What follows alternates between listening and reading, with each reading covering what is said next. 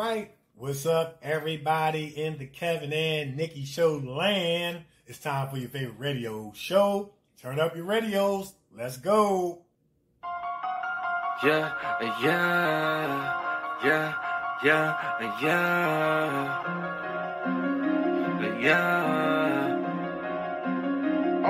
It's time for the Kevin and Nikee show. They gon' have it lit up. Yeah, you know, it's time for the Kevin and Nikee show. They got the airways popping every city across the globe. It's time for the Kevin and Nikee show. They gon' have it lit up. Yeah, you know, it's time for the Kevin and Nikee show. They got the airways popping every city across the globe. You know him as a dope actor, Kevin D bitten. 360 twice jam, how he keep winning. And you know the baddest actress, Nikee won. She so bad you walking past, she had you speaking for her. If you ain't tuning in, this your reality check. You might miss out on your favorite star celebrity guest. When they celebrate, what you do, you get the bell, yeah. During Kevin's corner, get inspired and encouraged, yeah. Bend them corners while you listen, but don't swerve.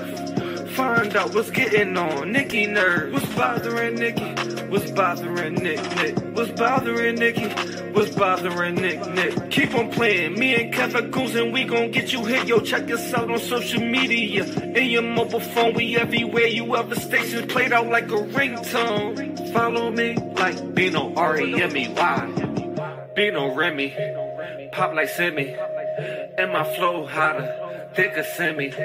Been doing this since I scraped up pennies. But back to the subject, Kevin Nikee.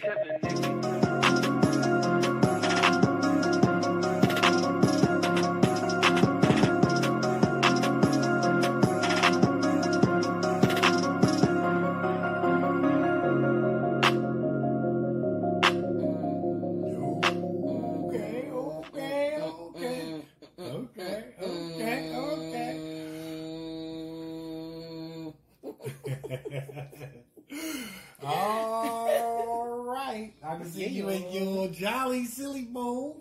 That's a good thing. That's a very good thing. That's always good. Given all things, given how our weekend went, That's it. That's it. Yeah, All yeah. right. So we are back. Yeah. All right. It's the Kevin and Nikee show on iHeartRadio and all across the world. I'm actor Kevin D. Benton. And I'm actress Nikee Porter. And we are back. Yes. Yeah. So it's always good to be back. You know what I'm saying? It's always good to be back. Yes. It's always good to be back. Yes, it is. So so it's it's always a lot going on. Definitely a lot going on in the world. Mm-hmm. A lot going on in our world. And so it's always a lot to talk about. So look, we're gonna jump right on into it. So without further ado, and another thing being said, it is now time for the many adventures of Kevin and Nikee.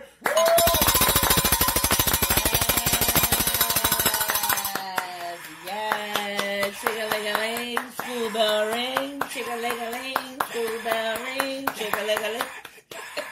Stop it. That's the extended crowd. The extended crowd version. Yeah, man. So Nick. So, what's going on in Nikee's world? Well. Guess what I did over the weekend? I was very proud of myself. Okay. I submitted myself for a voiceover. Okay. So what I had to do was I had to record my voice, right? I had to record my voice, and then I had to upload it to SoundCloud. Okay. Right? Oh, so I thought. So when you go into Backstage, they have this little button that you can just press, right? And it'll take you to the audio that you have on your phone, and you can upload it there. So I recorded myself doing I Rise by the late, great Maya Angelou. And I'm telling you, it sounds really good. It sounds really good. And you know how how you close your eyes and you just listen to it. Yeah. And so I kept playing it back, and I closed my eyes and was like, okay, that sounds pretty good. That sounds really good. Okay. Yeah. Did you do it in your Maya Angelou voice, like I rise? You know, go like that. I got into it. Okay. I got really into but yet it. Still I rise. I did get. That's how she talk, man. Yes, I did get into it, and towards the end, I found myself modulating my voices because you know at the end you got to put that emphasis on it. Yeah. So I actually did that. Okay. Actually did that, and it sounds really good. So I submitted that because they just want, with the voiceovers, they just want to hear a snippet of your voice. They just want to hear how you talk so that they know if you can carry what they're asking you to carry. Yeah. So I submitted myself for a voiceover, and I'm very happy about that because, you know, you gotta have a whole bunch of apps on your phone. Let me tell you guys, this acting thing is serious. Mm-hmm. I'm trying to tell you, you gotta have all these apps on your phone.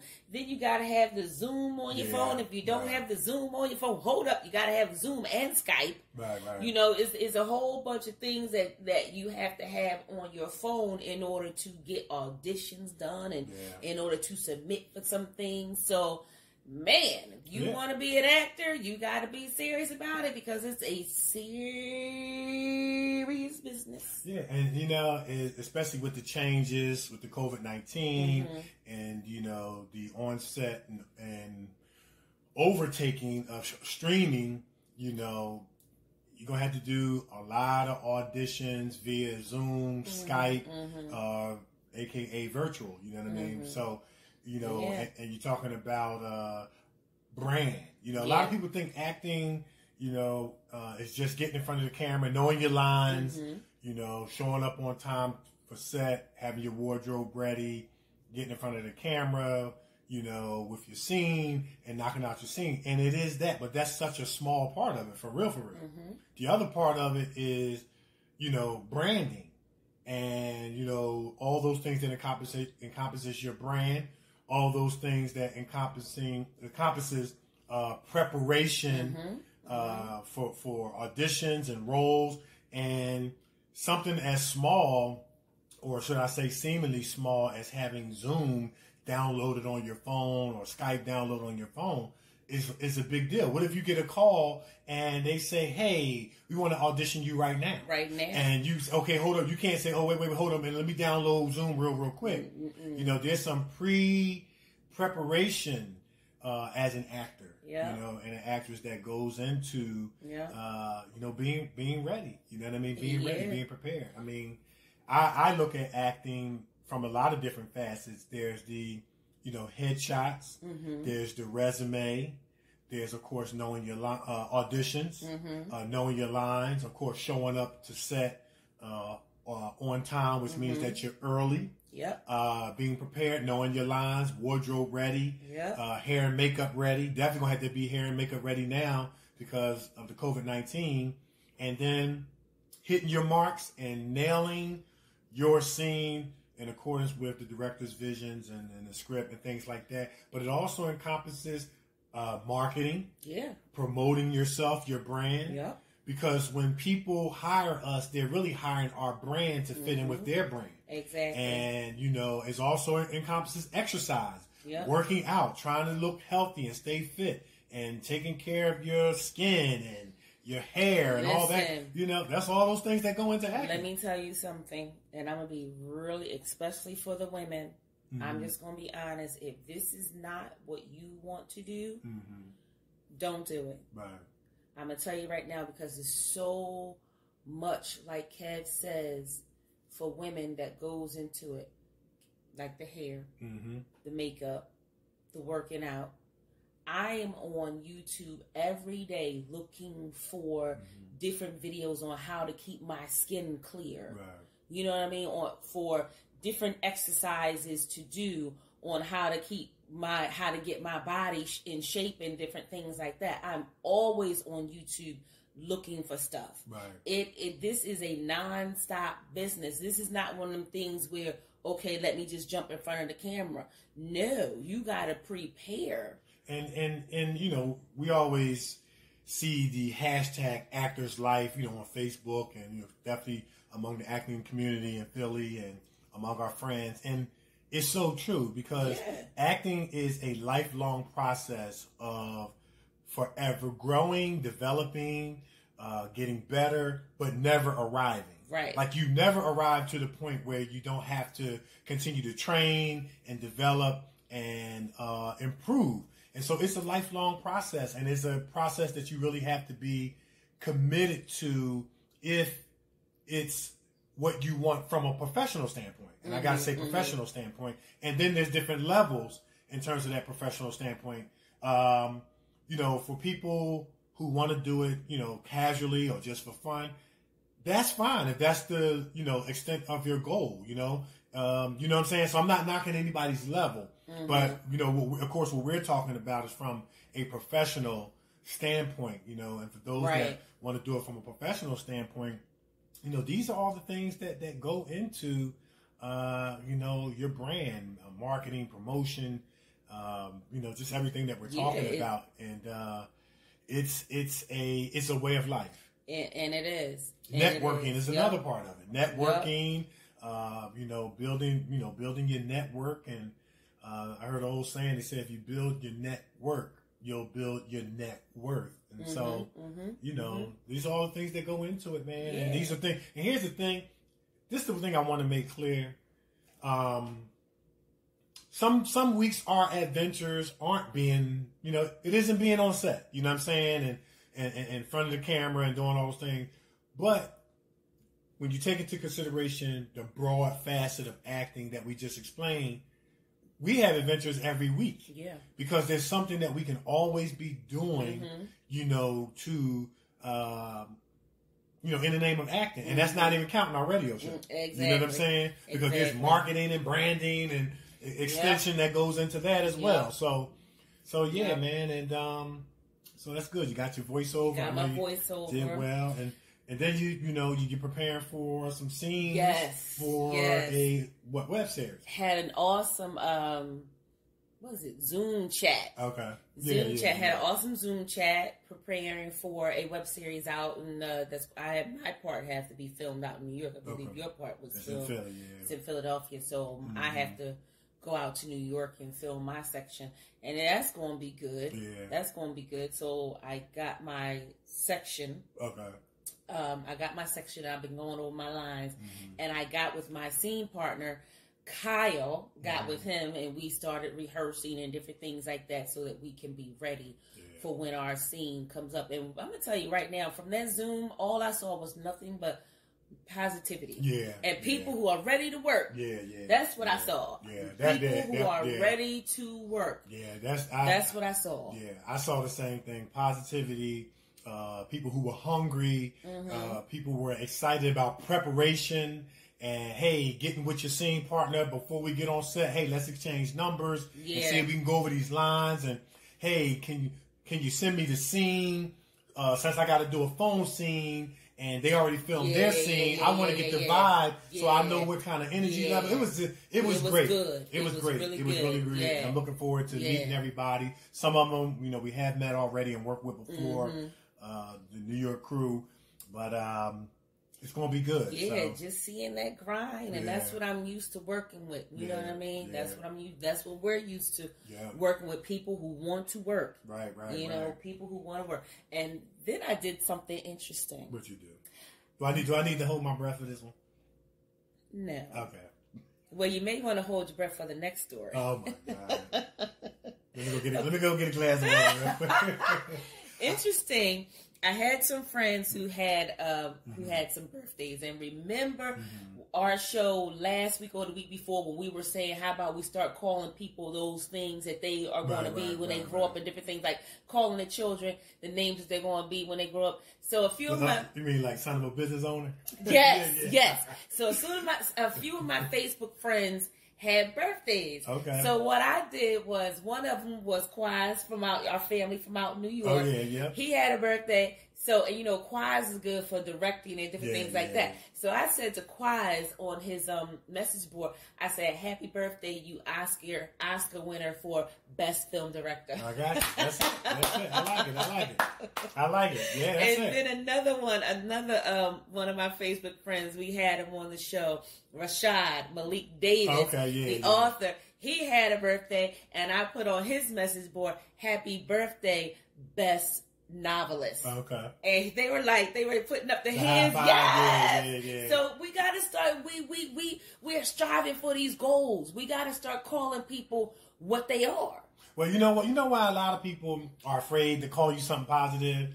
Because they're afraid if they call you something positive, it's going to end up happening and you're going to go further than them. Well, guess what? You know what I'm saying? And that's just the negative part of the world that we live in. Well, so they'd rather call you something other than that, you know what I'm saying, that will be in line with not fulfilling your destiny. Guess what? I'm going to be it, whether you call me it or not. Right. I'm going to be a Best Actress Oscar winner. I'm going to be that, whether you want to call me that or not. That's just the way it is. Right. And that's how it's going to be. Well, it's not that you're sitting around waiting for somebody. Exactly. But it would be nice, you know what I'm saying, if we would focus on speaking positivity over people. Yeah. And basically you're speaking life, encouragement, inspiration, motivation, and stuff like that. So, man. Speaking life over people. Right, you know, if you don't want to take hold, that's on you. But guess what? I'm going to be it. Amen. I'm going to be it. So, so that's what I did over the weekend. Oh, and I also, had to say goodbye to one of my family members, my niece who passed away. Her funeral was on Saturday, and it was nice to see the family, come together. But I tell you one thing we have to fix with my family. What's that? We got to stop coming together over funerals. Right. Okay? Yeah, we only come together when it's a funeral. We have to stop that. Yeah.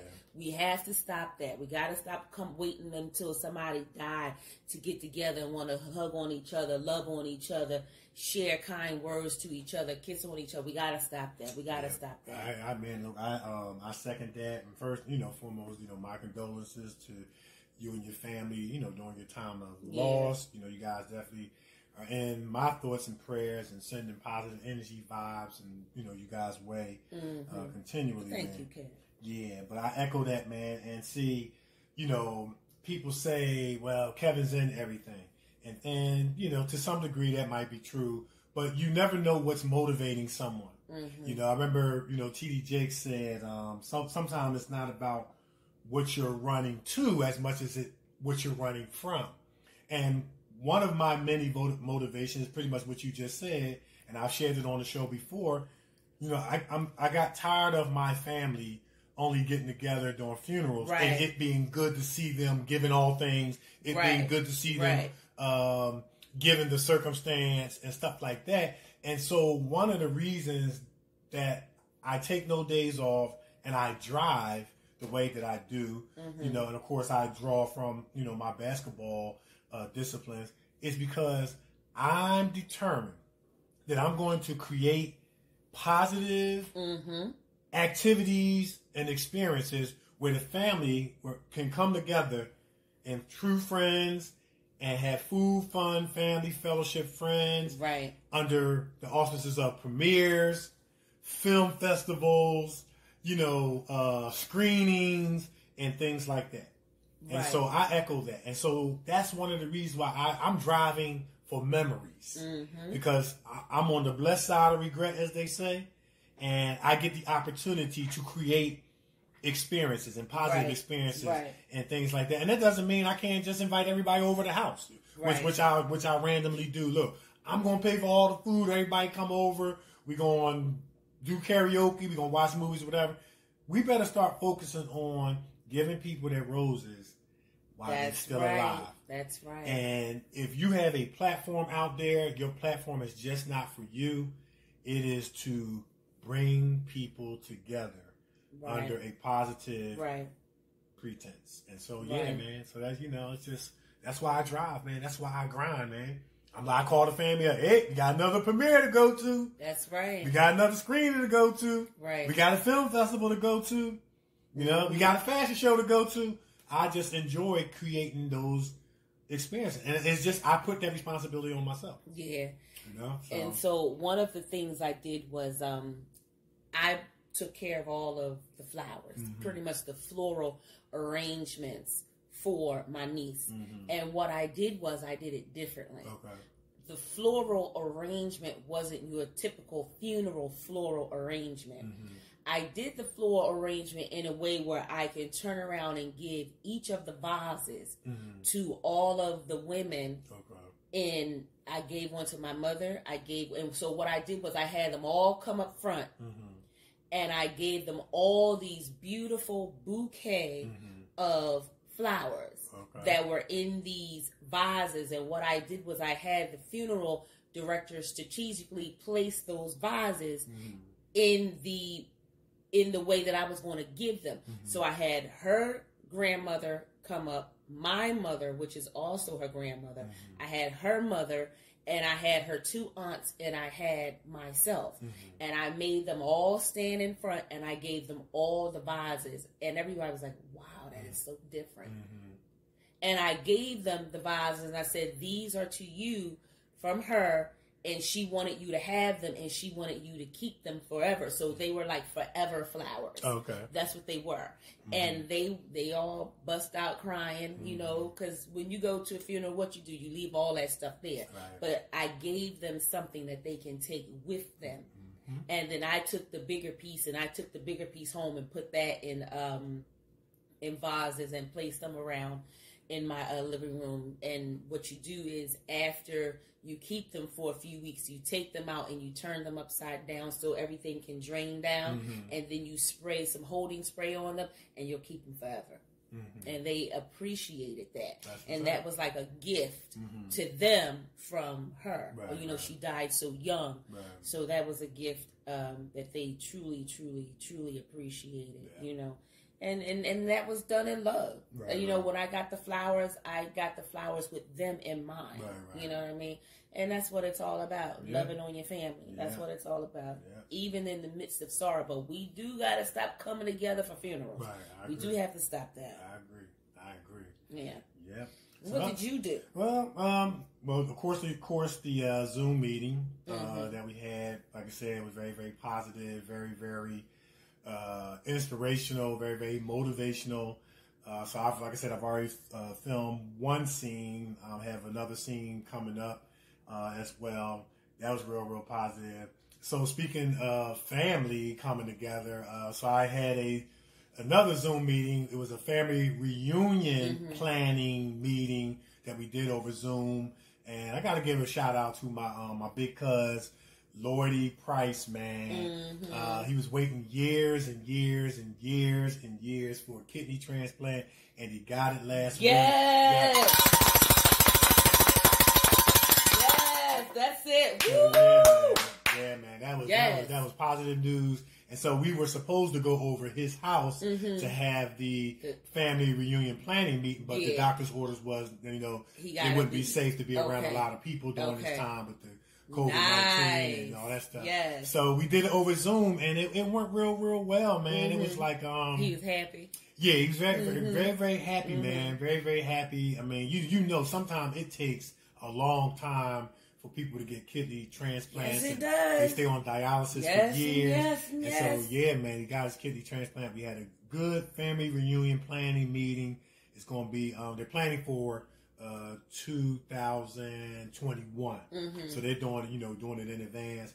And it's just going to be fun. And so, you know, on that theme, it seems like We Are Family seems to be the theme coming onto the show. So, that's it. Yeah, man, we're looking forward to getting together under some positive experiences and activities, and just loving on one another and appreciating one another and things like that. So, and then of course with that, man, so we still waiting for our audition. Got an audition coming up. Yeah. So we just waiting for one of the production personnel to come from Atlanta, and then we got our audition. So I've been staying on my audition narrative that I'm going to use, and so I've been really just trying to perfect that character. I got to polish up the ending. It's about a maybe 2.5 minute monologue, but it's very, very powerful in terms of content. It's like a slave narrative. Yeah.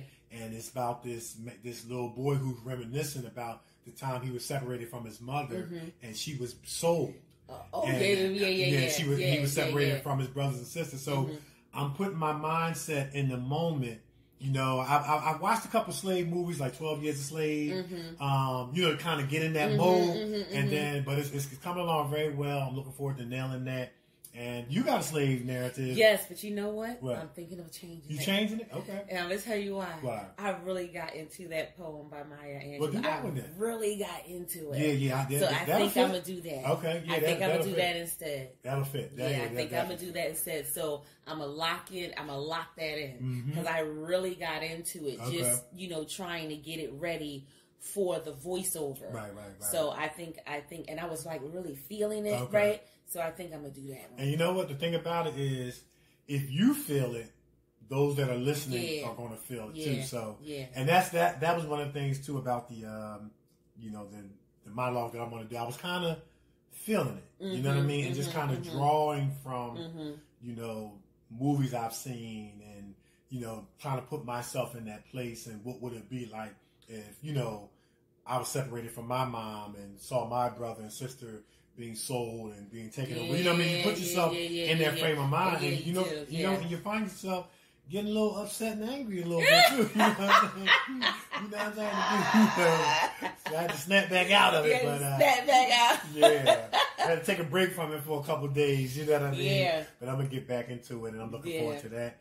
And other than that, man, like I said, just staying on the grind, staying on our lines for stuff we have upcoming. Definitely always staying on top of the show and always seeing how we can expand our worldwide listeners, more worldwide. So that's about it. Okay. Yeah, I have a complaint though. What's that? So over the weekend, travel. One of the things I don't like, certain parts of Philadelphia, I do not like driving to. Is this what's bothering Nikee?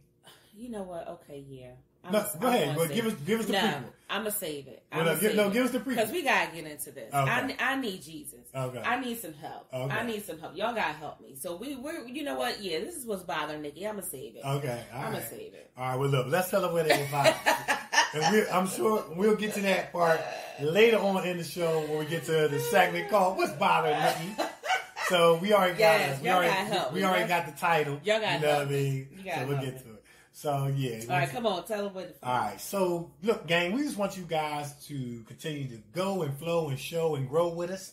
And if you want to check out some of our content, some of our work, go to YouTube. Check out actor Kevin D. Benson. And we got commercials. We got monologues up there. We got short films, feature films. I think we got one up there. Yep. And go to actress Nikee Warren. Same thing. We got commercials, clips, feature films, short films.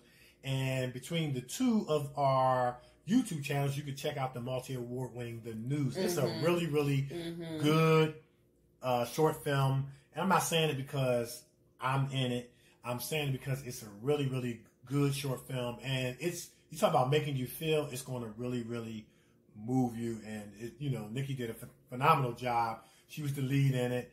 And I was just supporting. Then we had writer, director, Jessica J. Emmanuel. And I remember it played at a film festival in Delaware. And when it was over, you couldn't hear a pin drop. It was just quiet. I know. No, because that movie left you like that. It was everybody was just like, you couldn't hear nothing. And then it was like, okay, so we're gonna move to the next. You know what I mean? Like, they had to find a way to get the flow back. You know what I mean? Yeah. And but it's that powerful, and it is a multi-award winning short film. And check it out and see why. And then also between the two of our YouTube channels, check out Honor. It's a really, really good short film, man. Least expected ending. Yes. And one you're gonna really, really enjoy. Especially that ending. Yeah, y'all gonna enjoy the ending, especially the women. Y'all gonna. No, I told you, I enjoyed the ending because it wasn't that typical ending. It wasn't a traditional. It wasn't that traditional. I was like, okay, they going back. It's not one of them things where you're like, okay, we already know how this is going to end. Right. I guarantee you don't. Okay. And I was all in favor of it. I was like, yes, one thing I like to do when I'm watching a film is be surprised. Right, I got you. Well, surprised you will be indeed. Yes, you will. Check out Honor on YouTube, actor Kevin D. Benson, actress Nikee Warren, and as well as the other stuff we got there. So then go to Amazon Prime, check out the Covington Witches. If you like the witch stories and stuff, and casting spells, and people's eyes rolling in the back of their head and all that stuff, you're going to really enjoy this. And Nick, you played the mama witch of the house. You trying to keep everybody together. Keep everybody together. And ain't nobody getting along, no. but everybody got all these powers and just ready to, cast a spell on one another. And Nick trying to, just trying to help everybody out. And the men is just staying out the way. Yeah, they better. Yeah. They don't want nothing to fall off. They better. All right, let's move on. Anyway, so while you're still on Amazon Prime, check out the Right Path movie. We got a New York family, man. They put this thing down. They put it down right. And no pun intended. But check out the Right Path movie. Me and Nikee is in it. And you're really going to enjoy our characters as well as everybody else, man. New York family, they really did their thing in this thing. Nikee is playing a hardcore, drug dealing, knife wielding, M16, trigger happy, pulling, and she's putting her thing down. And I play Spider. I'm just happy they let me in the gang. I was looking for somewhere to belong, and they let me in. I just thought I was tough, but I wasn't. I was getting knocked out the whole movie. You know what I mean? And I did my own stunts, so I'm proud of myself. And I did not get hurt. Disclaimer. Anyway, so yeah, while you're also on Amazon Prime, check out Mercy. It is a relevant theme for what's going on in the world, the killing of unarmed African Americans. But what do you do when you're in a position to take revenge or show mercy? Check it out, find out what happened. And then check out Revelation Blue on Amazon Prime. It is a cop thriller. A cop is torn between doing right and wrong, faith in the world, and what do you do when you're trying to hold down and you took an oath to protect and serve? Check it out. Find out how it all goes down. It goes down pretty good. You're going to really enjoy it. Also, while you're on Amazon Prime, I forgot, on YouTube, check out the P series. Check this out. It is a good story, man, about a rapper who's trying to make it through the perils of the streets of South Philadelphia, and played by our man Pots and Pans, who we had on the show, Oliver Burbage.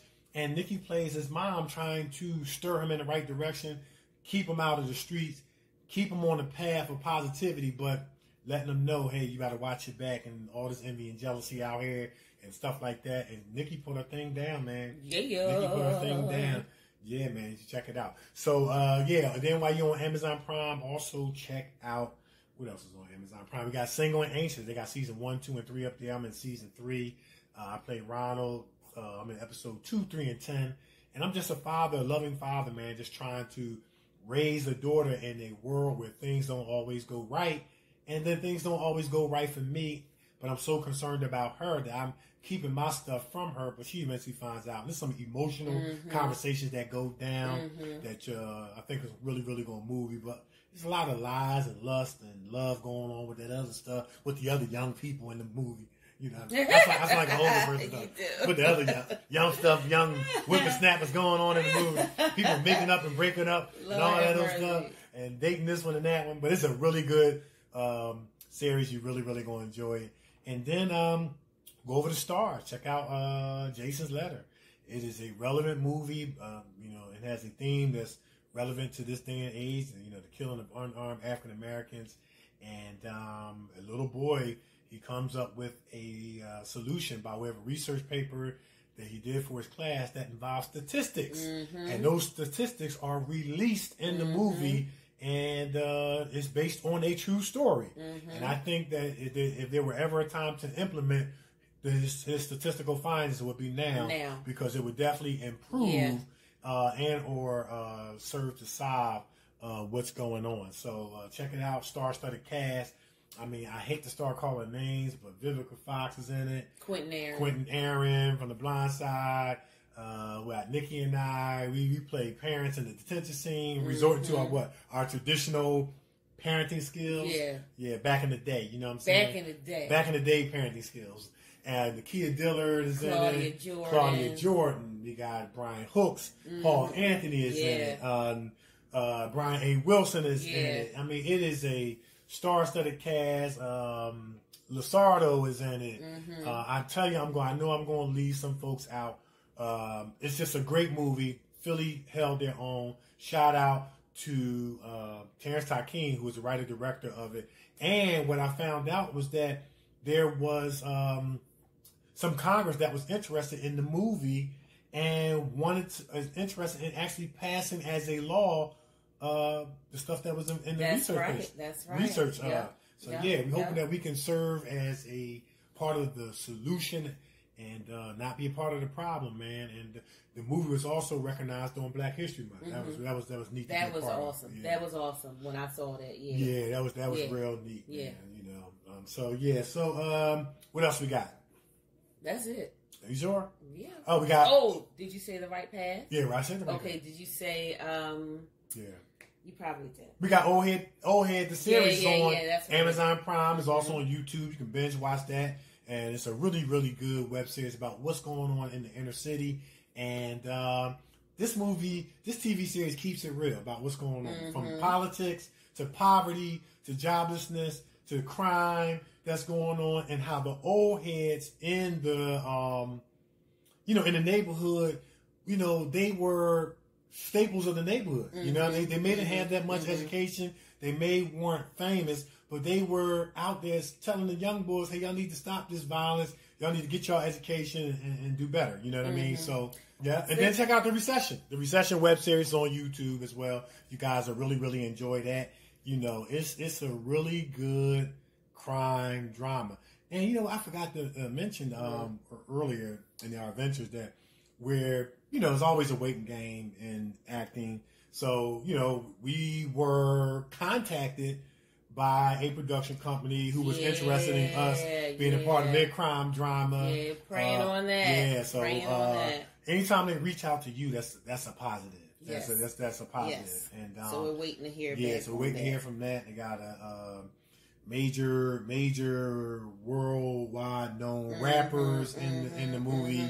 It's a crime drama, so we'll keep you guys posted about that. But I think I covered it all. So that's about it. That's it. All right. So we're gonna take a break. Yeah. Listen, we're gonna take a break, but before we do, listen. Our special guest is a super talented dance teacher, coach, choreographer, Spanish instructor, translator, interpreter, model, actress, travel and lifestyle enthusiast, and a beauty pageant participant and winner. And she is beautiful on the outside, more importantly, beautiful on the inside. And you guys are going to be so excited about hearing her journey and some of the new things that she has on the horizon and how she is impacting the world with her Pear Life People Empower and Renew brand. Don't touch that dial. Don't go nowhere. Do it. We'll be right back. It's the Kevin and Nikee Show on iHeartRadio. We're everywhere, and we'll be right back. Yeah.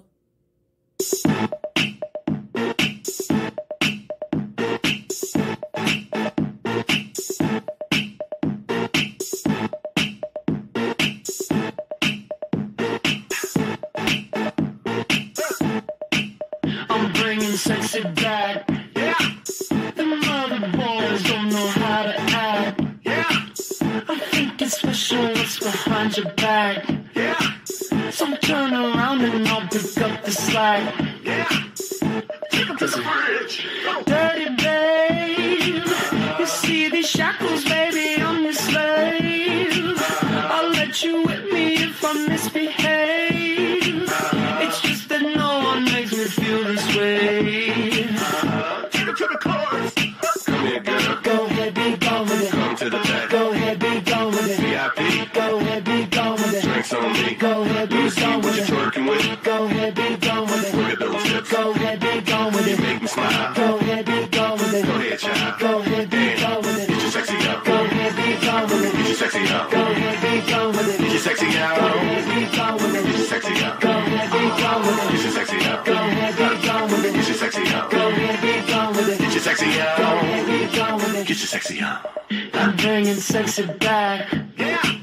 The motherfucker don't know how to act. Yeah. Go let me make up for the things you lack. Yeah. 'Cause you're burning up, I gotta get it fast. Yeah. Listen. Dirty babe, you see these shackles, baby, I'm your slave. I'll let you whip me if I misbehave. It's just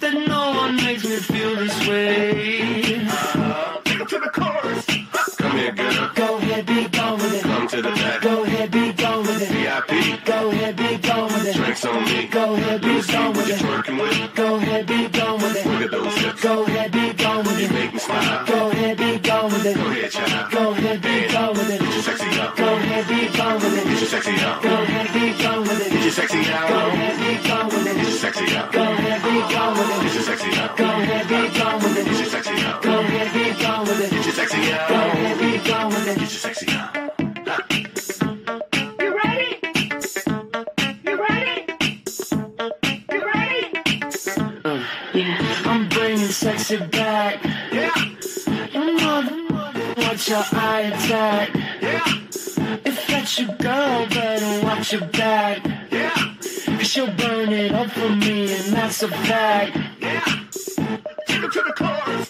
Come here, girl. Go ahead, be gone with it. Come to the back. Go ahead, be gone with it. VIP. Go ahead, be gone with it. Drinks on me. Go ahead, be gone with it. Working with. Go ahead, be gone with it. Look at those hips. Go ahead, be gone with it. You make me smile. Go ahead, be gone with it. Go ahead, child. Go ahead, be gone with it. Get your sexy out. Go ahead, be gone with it. Get your sexy out. Go ahead, be gone with it. Get your sexy out. Go ahead, be gone with it. Get your sexy out. Go ahead, be gone with it. Get your sexy out. Go ahead, be gone with it. Get your sexy out. Go ahead, be gone with it. Get your sexy out. Go ahead, be gone with it. Get your sexy out. You ready? Yes. You ready? Yes.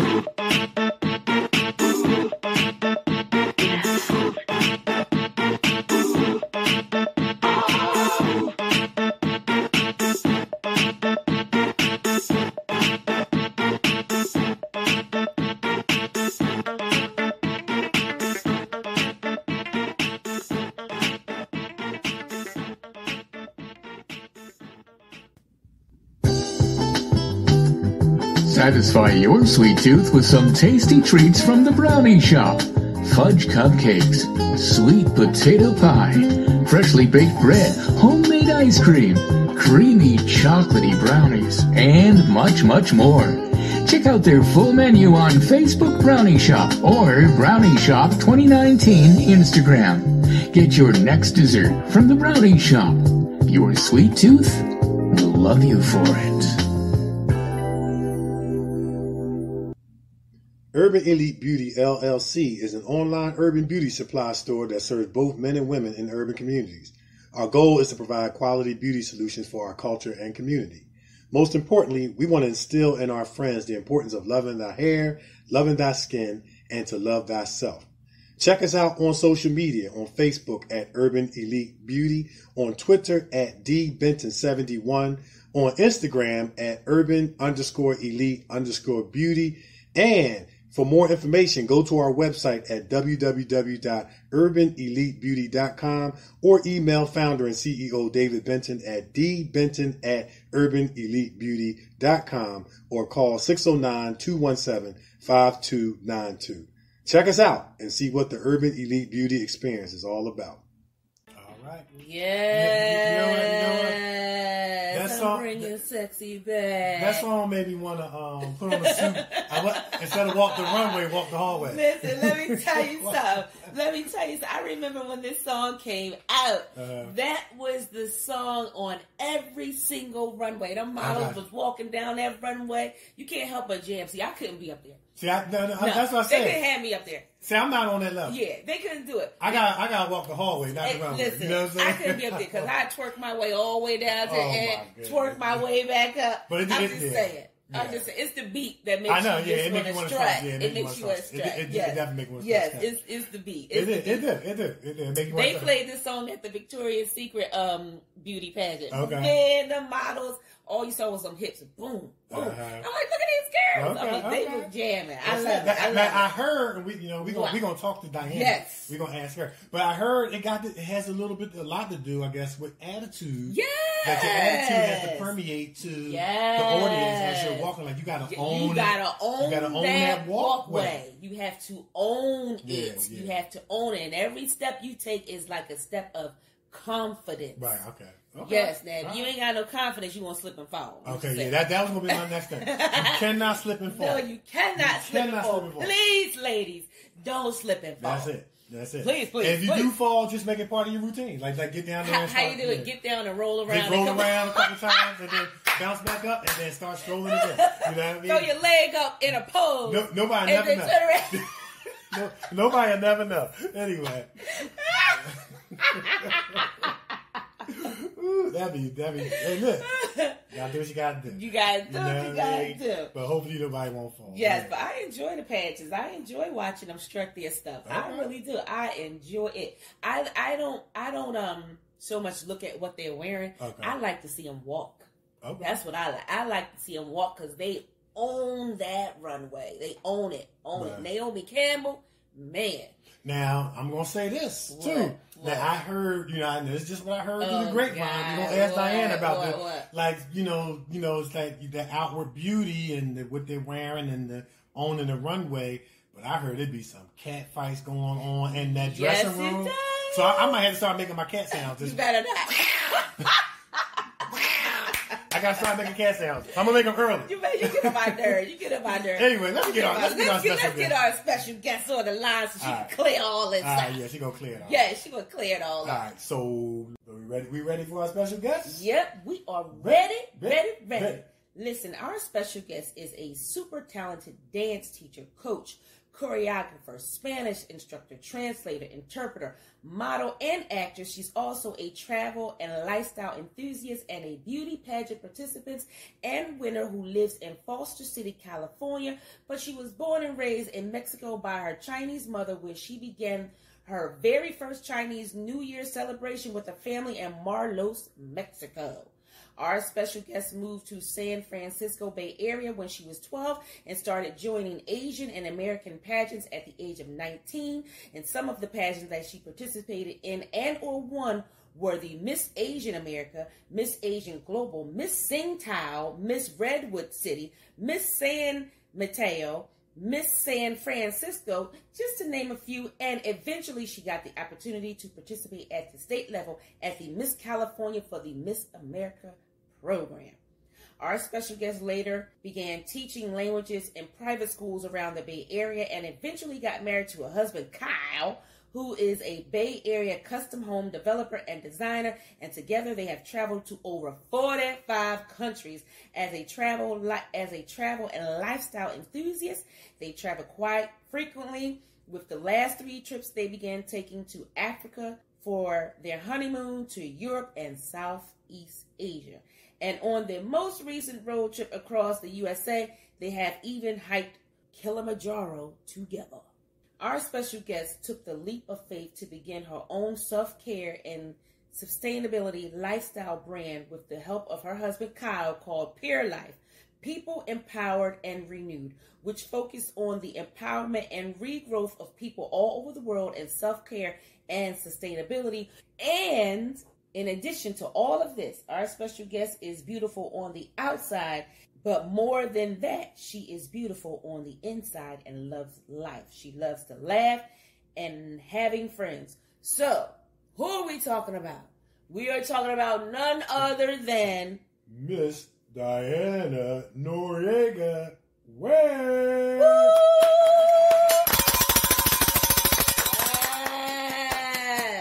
Yes, we have the lovely, the talented, the beautiful Miss Diana Noriega Weng. How are you doing? Yeah. Hi, nice to talk to you both. How are both of you doing? We're doing good. We're doing really, really good. We're doing better now that we got you on the line. Yes. And we're excited to talk to you. And as we always like to begin by saying thank you so much to you and your husband, Kyle, for just sharing of yourself with our listeners, with us, and people around the world. Thank you so much for having me today. Yeah, yes. You're welcome. Yeah. Listen, all right, we're going to jump right on. We might as well jump right on in. We're going to jump right on in. Here we go. Listen, Diana, girl, you got so much going on. This modeling thing that you got here is off the charts. You started at your pageants at the age of 19. Tell our listeners a little bit about that, because you got Miss Global, Miss Redwood, Miss Chantal. Girl, come on.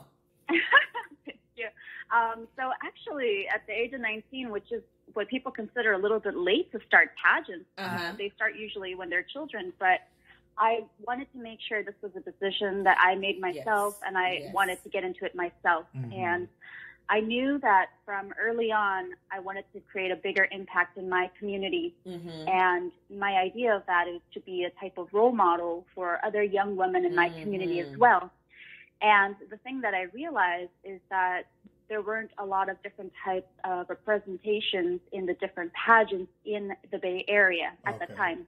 So with my special ethnic groups being biracial, Mexican and Chinese, I was really the one of the most diverse young ladies participating in these pageants at the time. So I just really wanted to bring that to the table while also culturing myself and being able to speak about the platforms that I was very interested in.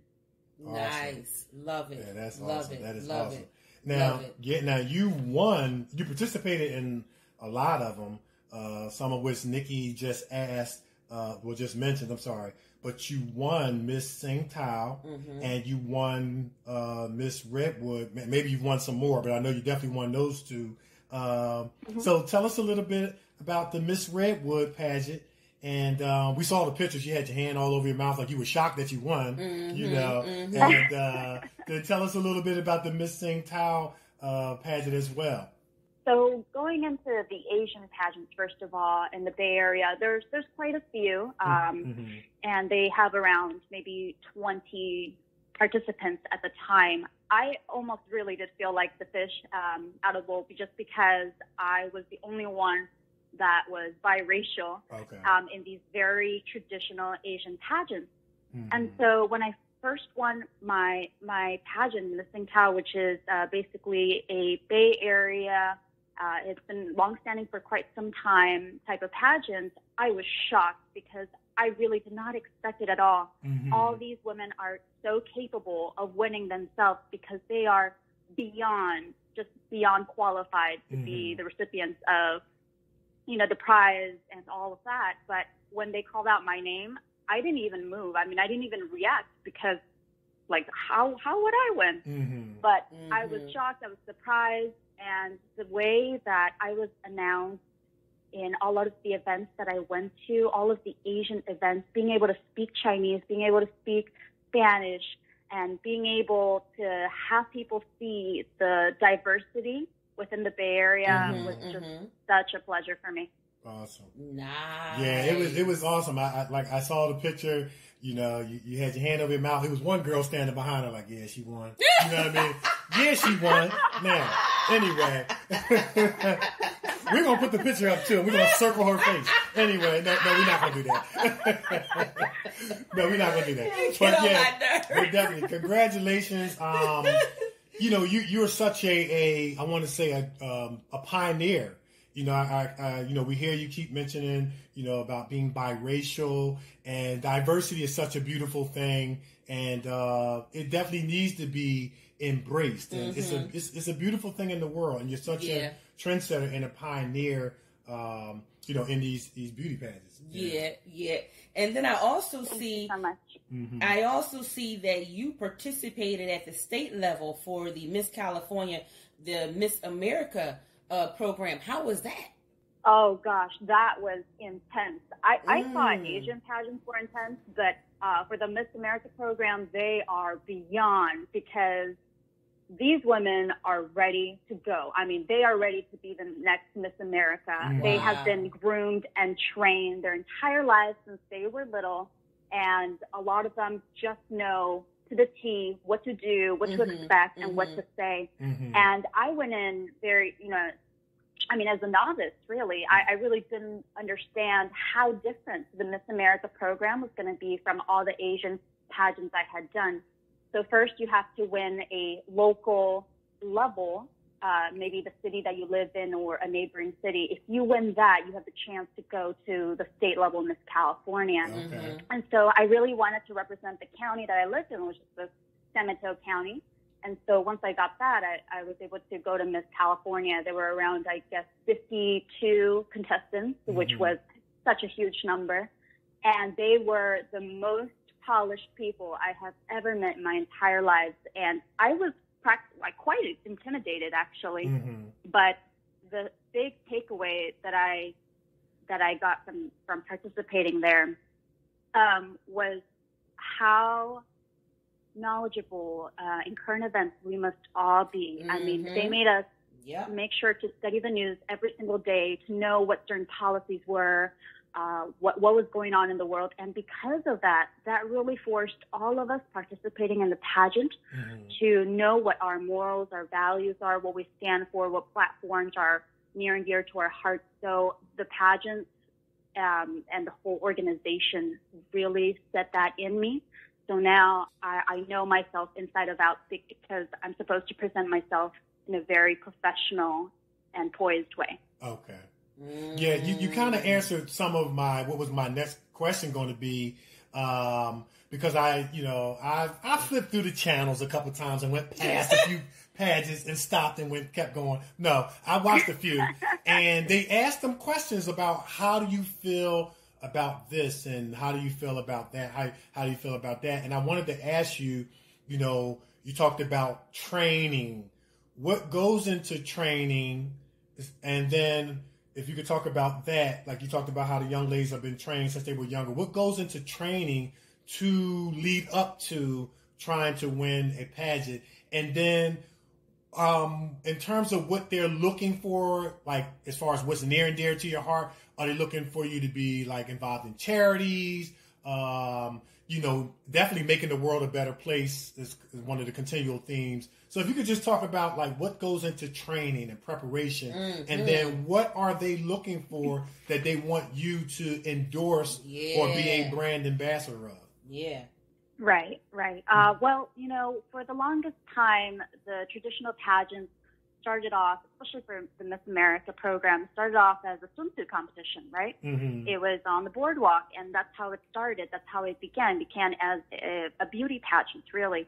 But over time, it has really evolved into making sure that everyone is educated, everyone has points about the community that they live in that they want to basically throw out there so that people are aware. And so it has become a lot more than just the physical aspect. And actually in the recent years, they took away that section from the pageant, the swimsuit section, which was so interesting. But something I realized is I'm not one that's extremely confident in a swimsuit. I just never have been. That's just not my forte. Okay. But I realized that a lot of the girls around me do work on their physical fitness, and that's nothing to be ashamed about. I mean, they look amazing, but they look amazing because they work hard at it. Okay. So, I mean, that's one type of preparation I saw people doing.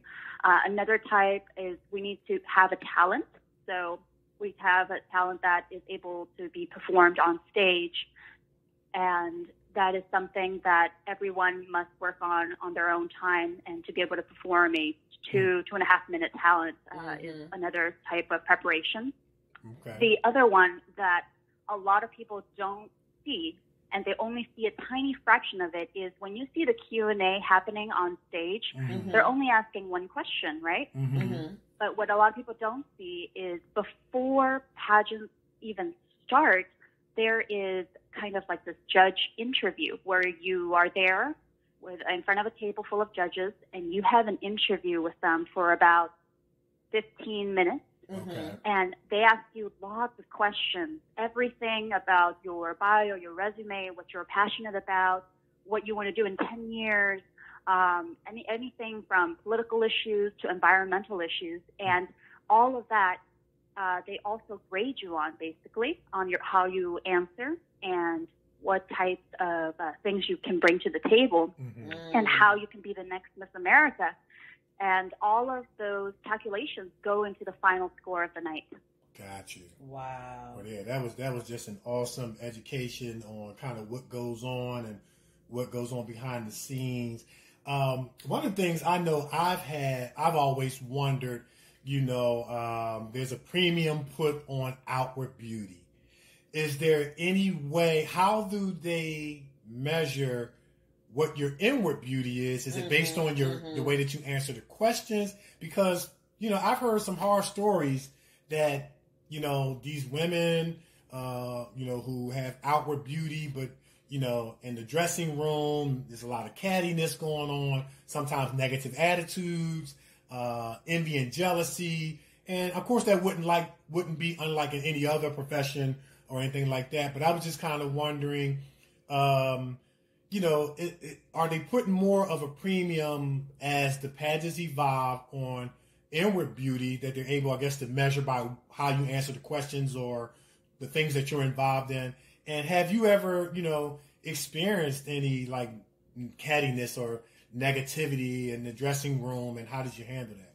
Right, right. Well, actually, to answer your question about what goes on in the locker room type of thing, I definitely have experienced some cattiness, a little bit towards me, but even more towards girls who are veterans, girls who keep coming back year after year. Gotcha. Because they are so committed to this program. They are so committed because they want the scholarship money to further their education and their careers. So that's special, and that is really the biggest reason why everyone does keep coming back year after year. And that is why sometimes they also put themselves through, you know, possible cattiness that could happen. I've seen a few, but I think the biggest thing that people do, sometimes at state level and higher type of pageants, is a lot of mind games. There's a lot of mind games going on. There's a little bit of passive aggressiveness going on. It's like a backhanded compliment type of thing. Okay. And I've seen that happen quite a lot. People are very competitive. I mean, this is something they've worked for so long, and I understand where it comes from. It comes from a place of wanting to win, and that competitiveness will give them an edge in their future careers, and that is special. However, as long as you present yourself gracefully to others and you genuinely try to be a good person, I mean, I think you can still have a positive experience at these pageants for sure. Yeah. I know that it's one of those. Wait. I gotta make my cat sound. Oh, Lord. See that? I gotta make my cat sound, man, for the cattiness. You know what I mean? So, go ahead. I'm sorry, Nick. You know what? No worries. He get on my nerves. Yeah, but go ahead. What was you gonna say? I know that it gotta be some cattiness, because even in theater it's like that too. That's what I heard. Where you want that lead role. You want to be that one to stand out. So you will downplay somebody else so that you can get that spot. You will make the other person feel like they can't, you know, step out there and do it because you want it. It's a lot of cattiness. Wait a minute. So do they be putting super glue in people's shoes and stuff like that? You like, know, did they go that far? Here we go. Oh, I had to ask. I don't know. I'm trying to learn. But so Diana, now I read an awesome article on your website, and I think this might be the opportune time to kind of talk about that subject. You talked about stop comparing yourself to others. I would like to take an educated guess that it probably came out of your pageant experience, maybe experiencing the cattiness and negativity. Talk about not comparing yourself to others, and it was such a powerful message. I don't want to mess it up. You could tell a lot better. You wrote it. So, yeah, talk about that.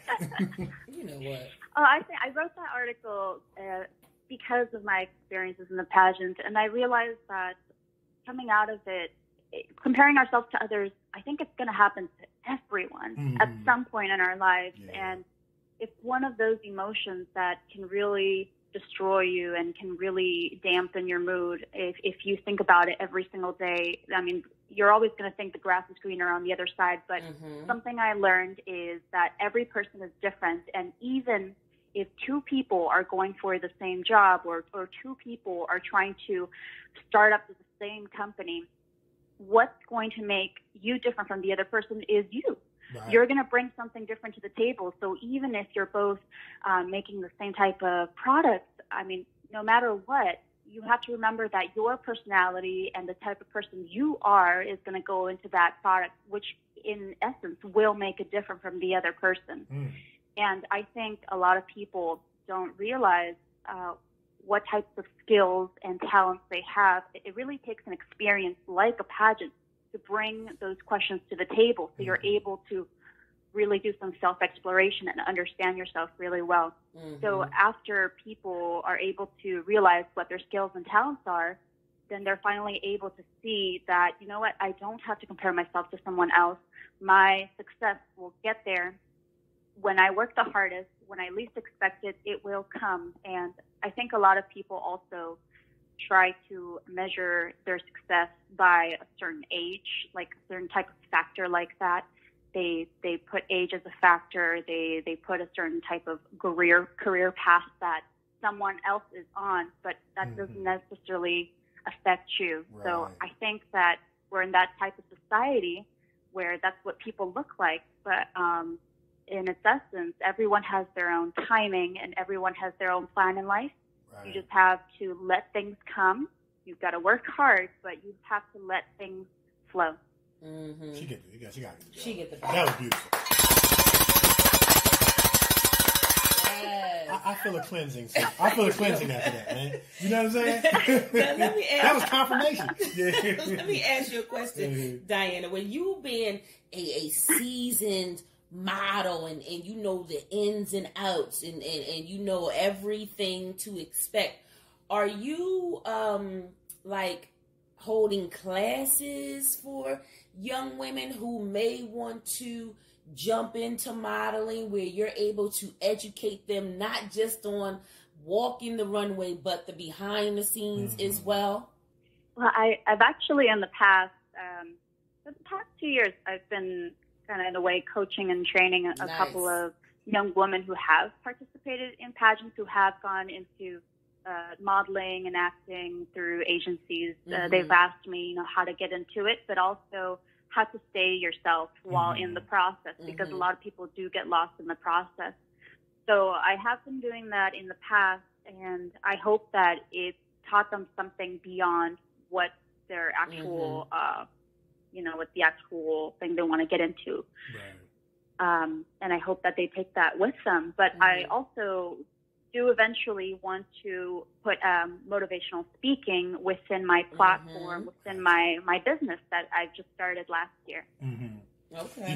That's awesome, because here it is. You've experienced the negativity in the locker room, dressing room, the cattiness, the envy, the jealousy, and things like that, and you have facing that experience and decided that I'm not going to become that, because normally our uncomfortable situations, our pain, our suffering, it makes us say normally one of two things.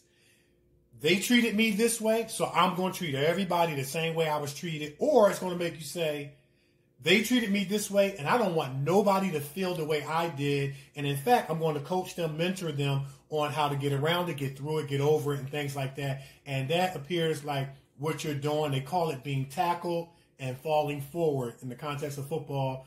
And, my hats off to you, Diana, for, you was tackled by cattiness and all that stuff, but you're falling forward because you're using it and turning it around to make it positive, to help other young people and the world with your new, business that you have, Pear Life, with the help of your awesome husband, Kyle. You're doing people empowered and renewed. It focuses on the empowerment and regrowth of people all over the world, self-care and sustainability.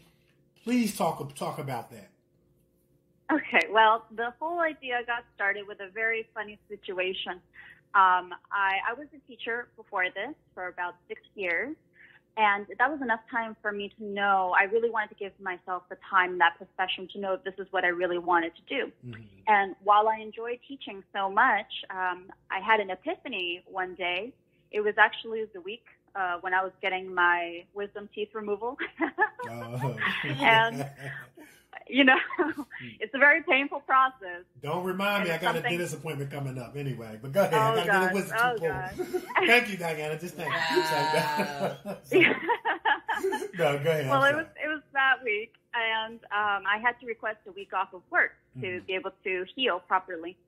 And so within that week, when I was home just trying to be one with the pain and all, I had an epiphany, and I realized, you know what, it's nice to be at home during this time. I'm enjoying my time, and what do I really want to do with my life? I really, really thought about that. And so during that time, my epiphany came, and I said, you know what, my passions in life I love interacting with people. I love trying to teach people through my own experiences so that they can take something away with them. And I want to have a safe space, my little corner on the internet where I'm able to reach a big number of people, men and women, and trying to teach them about experiences in life, how to practice self-care, and how to be good members of their community, and how to be sustainable. I wanted to encompass all of that, everything I'm passionate about, into one thing. Mm-hmm. So that's when I told my husband that I wanted to start my very own lifestyle brand, an online company where I'm able to do that for others. Mm. And so that's how Pear Life came to be. He actually came up with the name Pear, for the acronym for People Empowered and Renewed. Mm-hmm. And together we started this online business since last year. Little by little, it has been growing. It has been getting a lot of traffic. We have even subscribers from across the world, in Europe, from in Asia, and that read our blog, see the videos, and listen to the content. And it has been just an amazing experience. And I'm so glad that fear didn't hold me back as it did many years before. And even though it is such a risky type of venture, I feel like it's a lot more normal to do this type of work now because of social media and the platforms that have been provided people before me. Awesome, nice. And it all started with a wisdom tooth being pulled out. See that? That's what it took. But you know what? Yeah. But that's a powerful. That was a powerful point in there. That sometimes things that may not feel as good, or things that we least expected, like drive us into other things. You know what I mean? That shape our destiny. And if you trace it back, it really started with getting a wisdom tooth being pulled and being at home. Oh, I was highly medicated too. Now when you get your wisdom teeth pulled out, we gonna see what you. It's gonna lead me into an Oscar. It's gonna lead me straight to my Oscar. You know what I'm saying? I'm gonna get a call from Spike Lee. When you get your wisdom tooth pulled out, we gonna see what you. We're gonna see where it leads me. You know what I mean? Hopefully it'll lead me down some positivity like that. Now, Diana, you and your husband Kyle, you guys have been all around the world. Isn't that a song? All around the world, say so. You guys have been all around the world. You guys traveled to over 45 countries, and you guys are lifestyle enthusiasts. And you, in your last 3 trips, you traveled to Africa, Europe, Southeast Asia. You guys are traveling all over the place. Tell our listeners a little bit about these trips that you guys have just been going on. And then you had the nerve to do some hiking together, like Mount Kilimanjaro. Yes, what is that all about? Mount Kilimanjaro, that just sounds really high. And it sounds kind of dangerous. Yes, it does. And it sounds like it might have mountain lions. Yes, so tell us about that. Well, before I even met him, he had already been bitten by the travel bug. Okay. He loves traveling, and actually, the only thing we truly spend our money on, because we are minimalists and we prefer experiences over material objects. That's awesome. We prefer traveling. So I mean, that's really our passion. That's his hobby for sure. And before he even met me, he had already traveled to a few countries. Mm-hmm. So he has traveled to around 75 countries already. Wow. Which is incredible. He loves traveling, and he just loves learning about new cultures. Yeah. He speaks quite a few languages, and together, as we've gone on traveling together, we have just encountered the most amazing people, and we have learned some very important life lessons that when we come back to the Bay Area, it puts everything into perspective for us. Yeah. So we try to also include that in our website. Yeah. Awesome. Y'all be wearing them passports out, don't you? Yeah. That passport, like, look, again. Yeah. That's awesome. Now, I checked out one of your YouTube videos where you were talking about how you traveling and things like that, and it was very, very motivational, very, very inspirational, and it was great. It was just great. You sound really. I guess I could say I could hear the excitement, like in your voice as you and your husband were talking about the traveling, and you're so true. I know you've been to Jamaica, right, Nick? It's something to go outside the country. I mean, yes, it is. It really does broaden your horizons. Like Nick, you've been to Jamaica and some other countries. I've been to, of course, China, Taiwan, and Malaysia, Singapore. Yes. And it's like, when you get there, it's like, okay, I'm not in Kansas anymore. Right. And you have to really, and you really have to humble yourself and kind of come in with the open mind and be kind of like a blank slate and learn the culture and learn, and it's fun learning the culture. Yes, it is. Being over in Taiwan and China for me was just, it was so fascinating, so intriguing.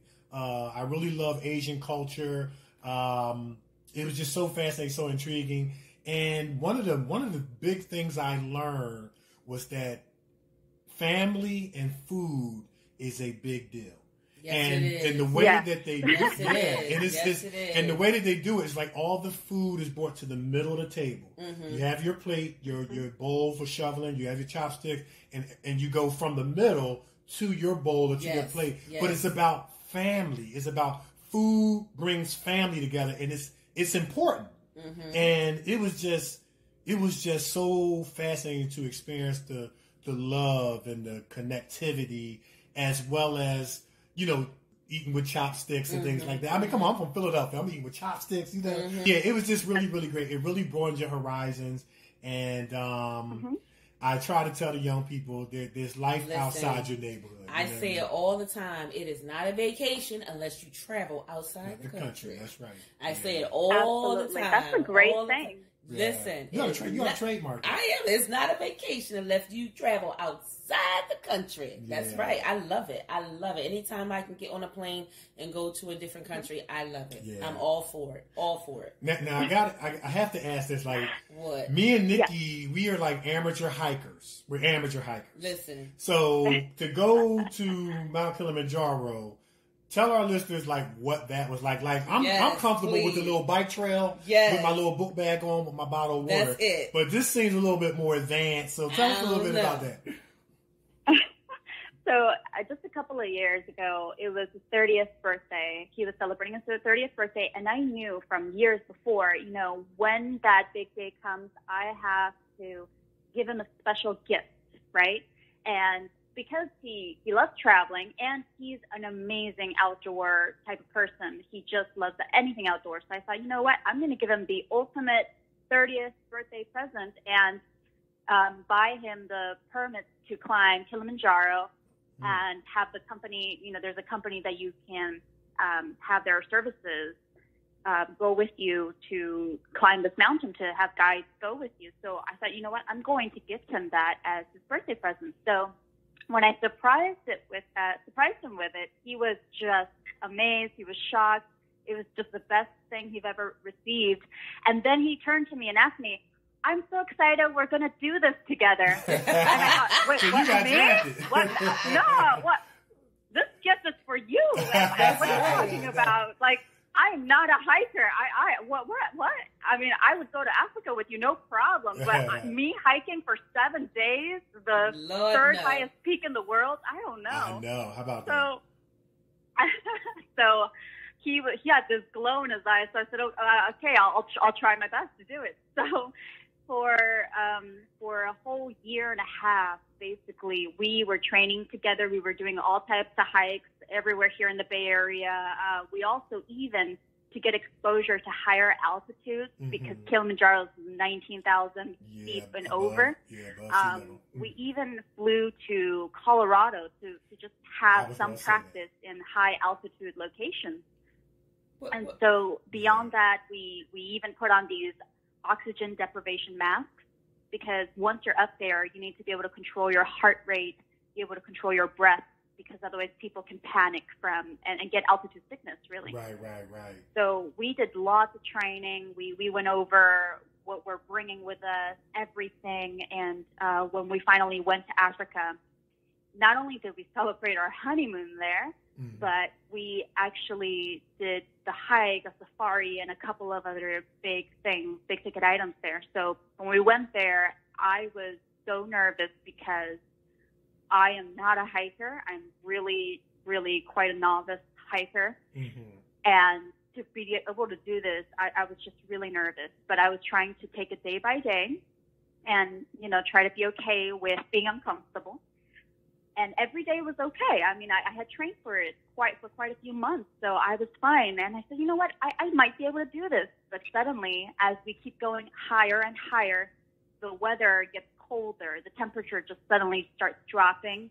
You start feeling like you're like breathing air through a straw because there's a lack of oxygen as you get up there. And so the day finally comes to do the big ascension to the top. And you can't even stay there for more than half an hour because your body just starts having a reaction to it. So you got to come down quickly. We start, and it becomes a full day of hiking from midnight. They wake us up at midnight, and in pitch black darkness with only headlamps to light our way, we start ascending in 10-degree temperatures. You know, our fingers are turning blue. I mean, it's a really extreme, intense type of sensation. And we see tons of other hikers also ascending Kilimanjaro. And we see them, they're struggling. Some people are cold. Some people are being brought down on stretchers. And I was trying not to psych myself out. I was thinking, okay, you know what? I'm going to keep doing this step by step to make it to the very top. And so finally, it is around 8 in the morning, and I finally look up because I was in a very like zombified type of mentality. I was just like, okay, put one foot in front of the other. But I finally look up. The sun is about to, you know, to rise from the mountains, and I see the big sign that says, "You've made it. This is the peak of Kilimanjaro, the rooftop of Africa." And I just break down and cry. I look at him, and he's crying too. Wow. Well, here's where you lost me. I was trying to hold it. You guys trained for a whole year to climb this mountain? See, I wouldn't do it. I would do it. Yeah, that's some serious hiking. Yeah, that's some serious hiking. Oh my, a whole year you got to train just to do that? Yeah. I couldn't believe it. Trust me, there were a lot of tears coming from my end. Wow. She get the bell. Her and husband Kyle. My goodness. Yeah, that's interesting because as you were explaining it, I was actually thinking about Denver, Colorado. When I was a senior in high school, I played in an All-Star game in Denver, Colorado, and like you said, the air is thin. It's hard to breathe. You know, you're so many miles above sea level. And I was actually thinking that would have been a good place to go train to get your lungs prepared. Wow. So a lot of professional athletes go to Denver to train to get their body and their lungs and their cardio together. You know, strengthened to be able to, endure the season and things like that. So as you were explaining that, I was kind of thinking about that. But congratulations to you guys. Yes. And wow, I mean, that is just amazing to have not only done it, but to experience it together. Yeah. And y'all made it. Y'all did it. Because she wanted him to go by himself. She wanted him to go by himself. And he was like, I'm so happy that we're doing this. Yeah, man. Like, how did I get pulled into this? Yeah. When did we start speaking French? I was pissed. I know, right? I was shocked. I was so shocked. I couldn't believe it because I knew that, the body can only take you so far. Yeah. The rest of it is really your mind, right? And your drive to do something. So I think that was the first time in my life. I don't consider myself like an athlete or anything. Like I did dancing for many years, but I don't have the stamina that some people do. And that was the first time in my life where I felt, wow, my body took me this far, sure, but my mind did everything else. Like if I can set my mind to something, I just know that I'm able to do anything because that was the perfect example, in my life, in my experience of something that was so quite literally a mountain to overcome. That was a literal mountain. I'm able to do that. I'm like, have you guys ever heard of a playground? Yeah. Now here's the big question. Would you do it again? No. You said no. I hear you on that one. Yeah, man. It was so hard.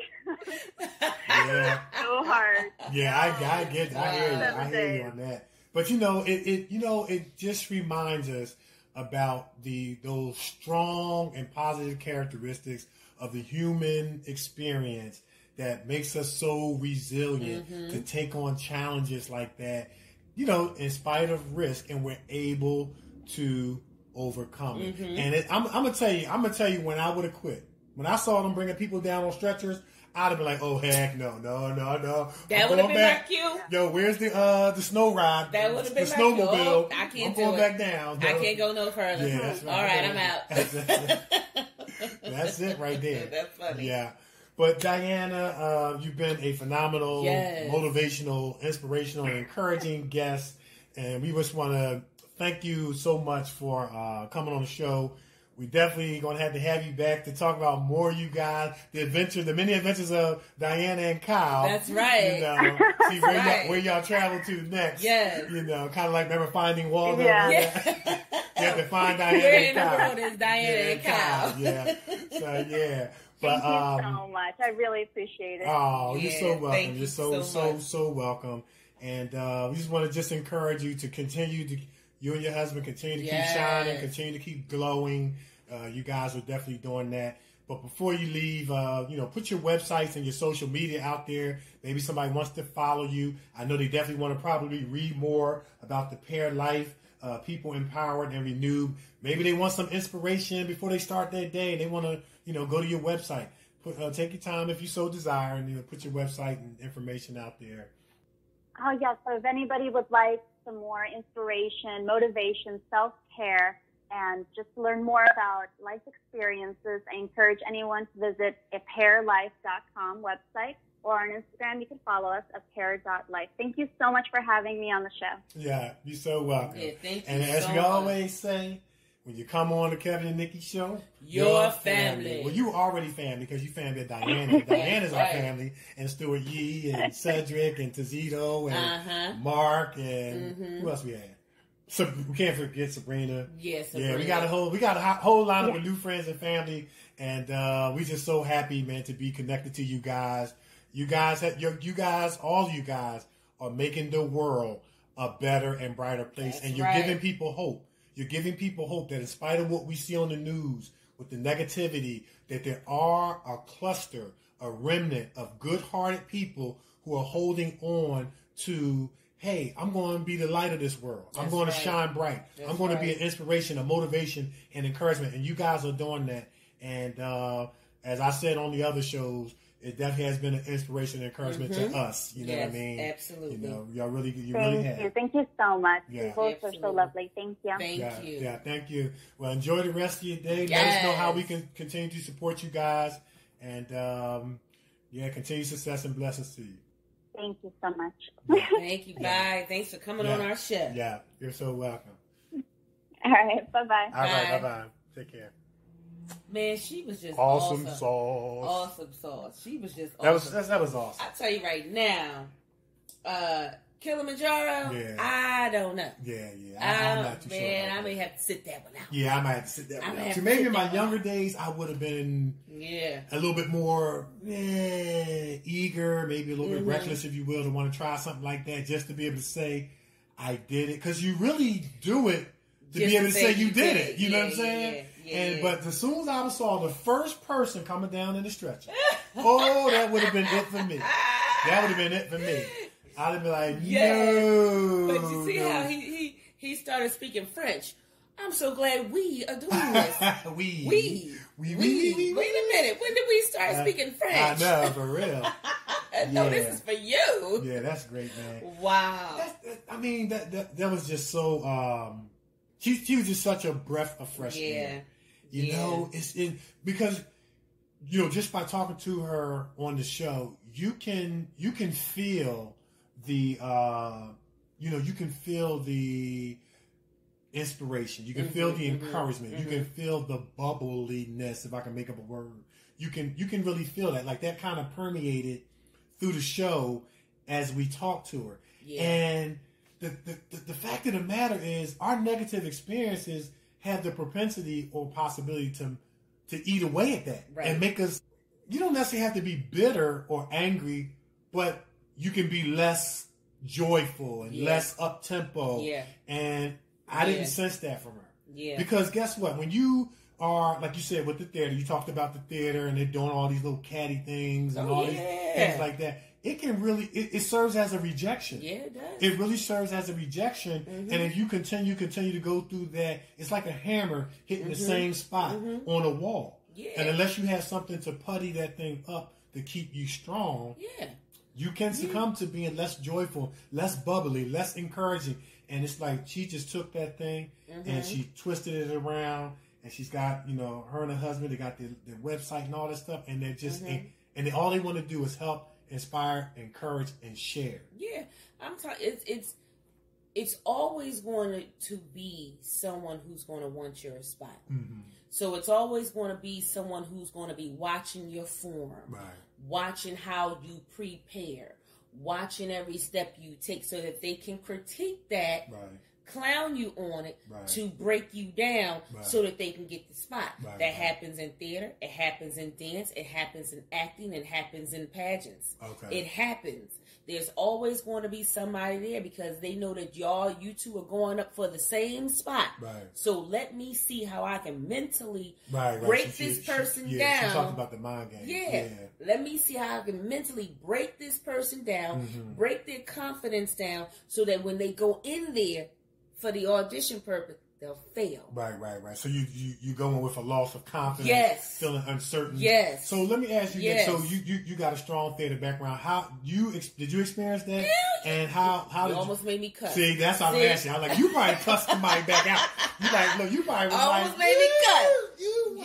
Almost made me cuss. You ain't be telling me I can't. Yeah. No, but how did, on a serious note? Because, being in theater, you have to be able to dance. Okay. You have to be able to sing, and you have to be able to act. Okay. Especially that's with musical theater. You got to be all three. They got triple threat, right? Triple threat. Okay. Because just like in basketball, you got to be pass, shoot, and dribble. All right. Especially when you're going for that lead role. Okay. You got to be able to hold them notes when singing. You got to be able to hold that dance form, and you got to be able to hold the lines. Okay. So when you go into musical theater, the first thing they will audition you on is your voice, your singing abilities. And there's always going to be somebody out there, well, she ain't hitting the notes right. That note is supposed to be up here, not down here. Right. You know what I mean? And when you go in for the dancing part, they're missing a step. You're supposed to point your toes like this, or you're supposed to point your toes like that. Your hands go like this. There's always going to be somebody critiquing you on that. And then for the acting part, we know this. From the acting part, they're not hitting that part right. I would have said it like this. I would have delivered the line like that. It's always going to be somebody in there who's going to, you know what I'm saying, critique you on all three things. Because in their head, they can do it much better than you. Okay. In their head. Okay. So when you're going in, before you go in, they'll try and break you down so that you miss a step, you miss a note, or you forget a line. Okay. You know what I mean? So going in. So my question would be, well, first of all, I'll say I had that happen to me when I was on set, just starting out acting. And I felt like I did a solid job of doing the scene.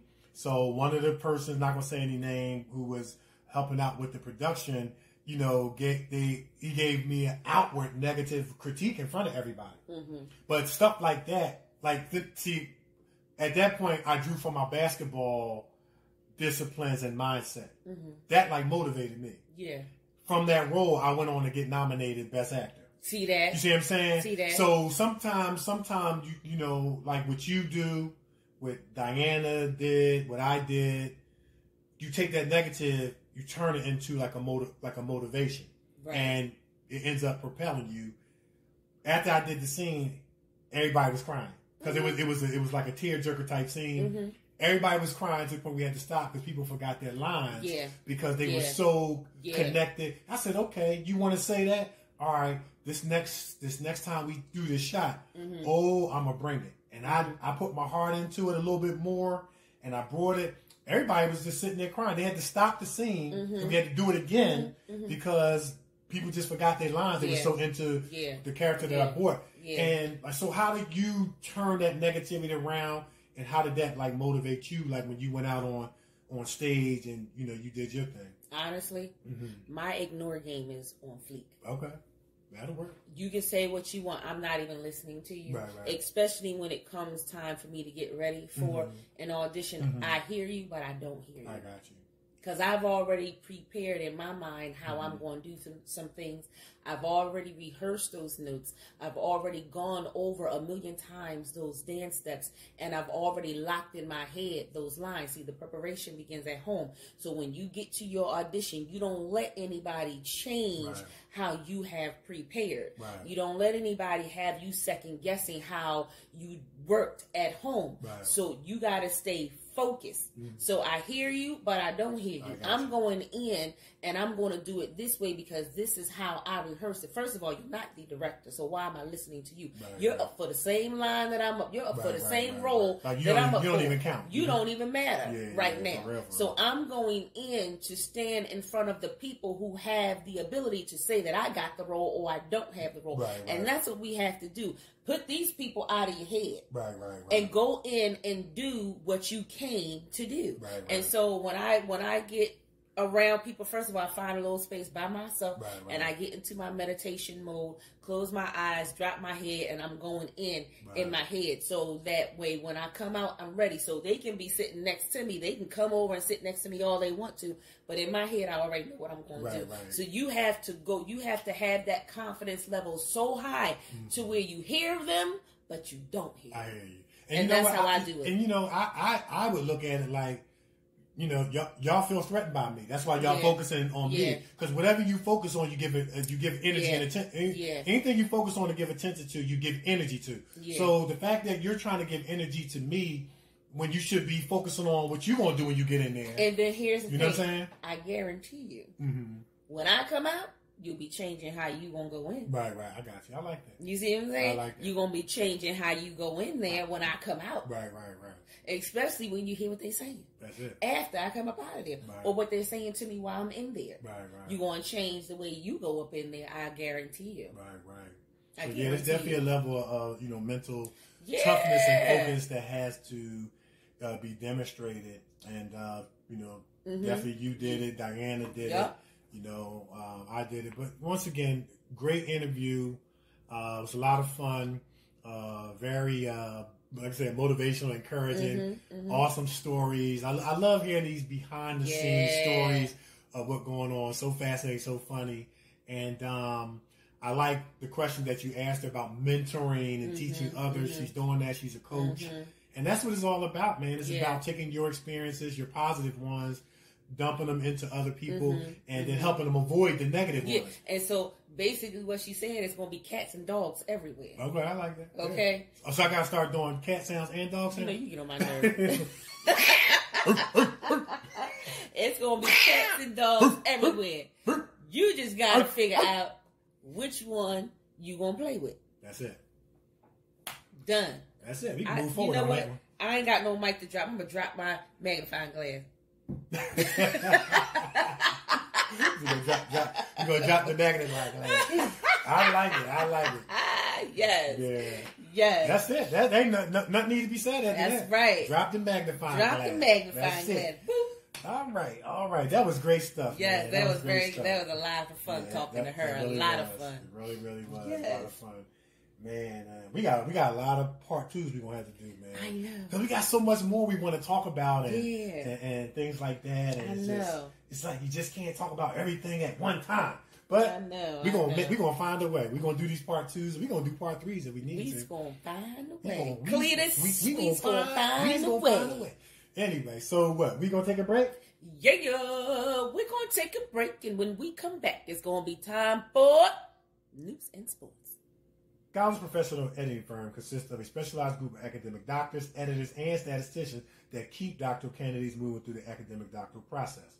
The Scholars Group accepts doctoral dissertations, capstone projects, premise research studies, research proposals, and oral defense preparations and presentations. The Scholars offer both qualitative and quantitative research assistant data analysis, dissertation editing, writing support, and mentorship through their Bootcamp 8-week online program. The Scholars Professional Editing Group will keep you moving.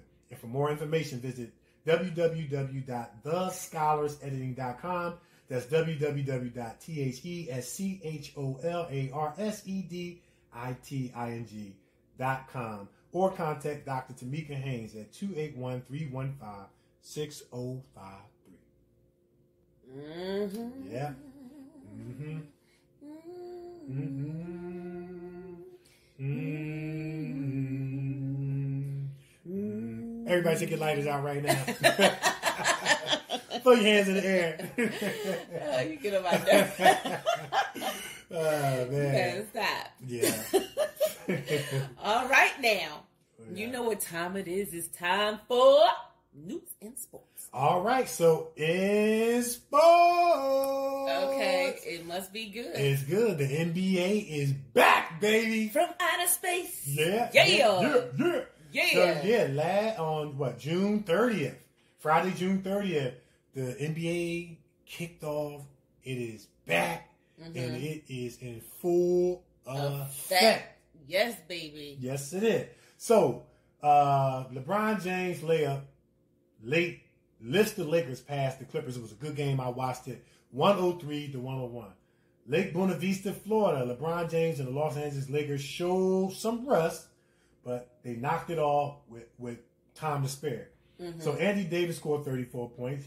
James had the go-ahead basket with 12.8 seconds left, and the Lakers moved closer to climbing the number 1 seed in the Western Conference playoffs by topping the Los Angeles Clippers 103-101 on Friday. It was last Thursday night in the second game of the NBA reopening doubleheader. Mm-hmm. James had 16 points, 11 rebounds, and 7 assists to help the Lakers move 6 1/2 games ahead of the Clippers in the West with 7 games remaining.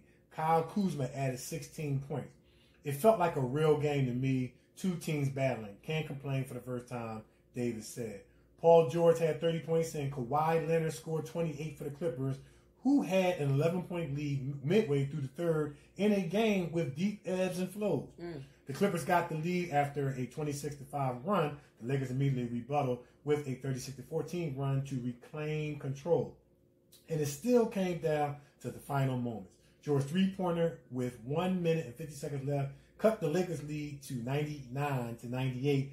James muscled his way to a layup on the next possession, and then George hit another 3 to tie the game 101 with 29 seconds remaining in the game. James followed his own miss down the lane for the go-ahead basket, then was brilliant on the last defensive possession, forcing the ball out of Kawhi Leonard's hands and covering George as his three-point try at the buzzer misfired. So we can't have self-inflicted wounds, and I thought we had too many of them, said Clippers coach Doc Rivers, whose team, which remained shorthanded with Lou Williams. Remember we talked about Lou going to the club last week? Yeah, Lou, we got to get you back up in there, man. He's still in quarantine, and Montrezl Harrell, tending to a family matter, gave up 29 points off turnovers. Thursdays marked the NBA's first game action in 141 days. The league's getting back to work after the coronavirus pandemic forced a shutdown. So during the pandemic, a renewed discussion about racial injustice happened in this country.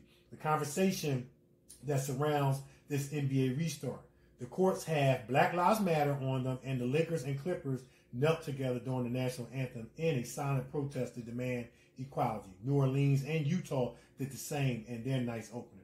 James, who is going to win his first assist title, had 5 in the first quarter to get teammates going, and then his first basket of the restart came on a dunk early in the second quarter to put the Lakers up 37-24.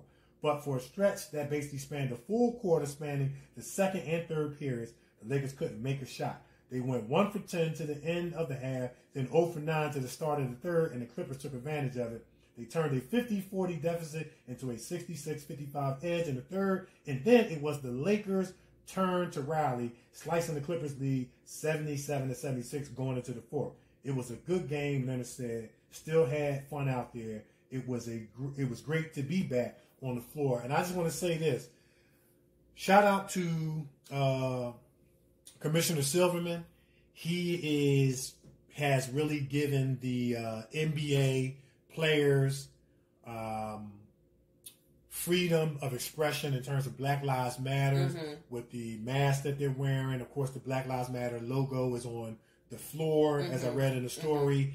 T-shirts that they're wearing and warm-ups. And like I said, I remember we had watched a NBA countdown show, and it was the theme from white people and black people and people from other countries was about Black Lives Matter. Yeah, it was. And all the NBA players are talking about how they want to use their major platform to be a voice in this thing. And what they've done a little bit different is on the back of their jerseys, instead of their names, they're putting words like equality on the back of the jersey, justice, and things like that, man. And so we just, like Jalen Rose said, like Paul Pierce said, this is going to be a in-your-face theme for the rest of this NBA season, and more than likely going into the upcoming season, probably here moving forward until something is done. So this NBA season is a little bit bigger than just basketball, and all the players are saying that, no matter what color they are. This is powerful, man. Yeah.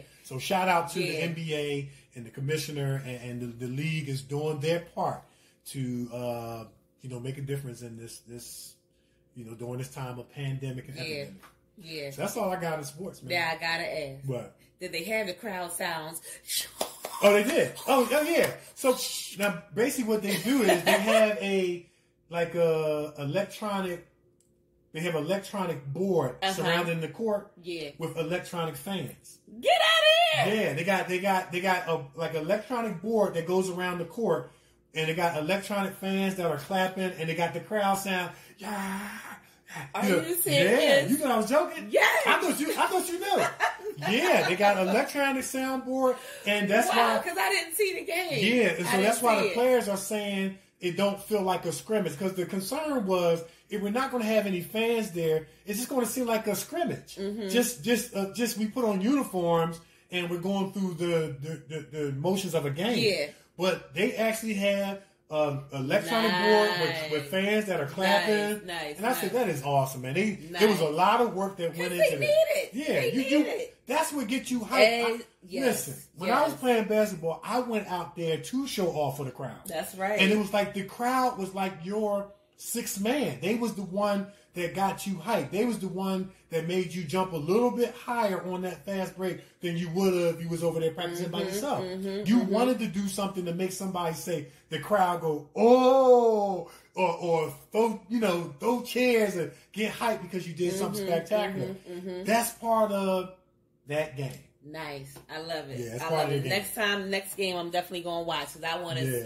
See it's fantastic. They did a fantastic job. The experience. Yeah. Next time, I'm definitely gonna watch. I'm definitely gonna watch. Job. All right. In news, people, it's not like how we said. It's totally different. Schools will not be reopening up until November. Okay, November 17th. All schools will be doing virtual learning. Meaning, remember we reported on the show that half the student body is going to go in on Monday and Tuesday.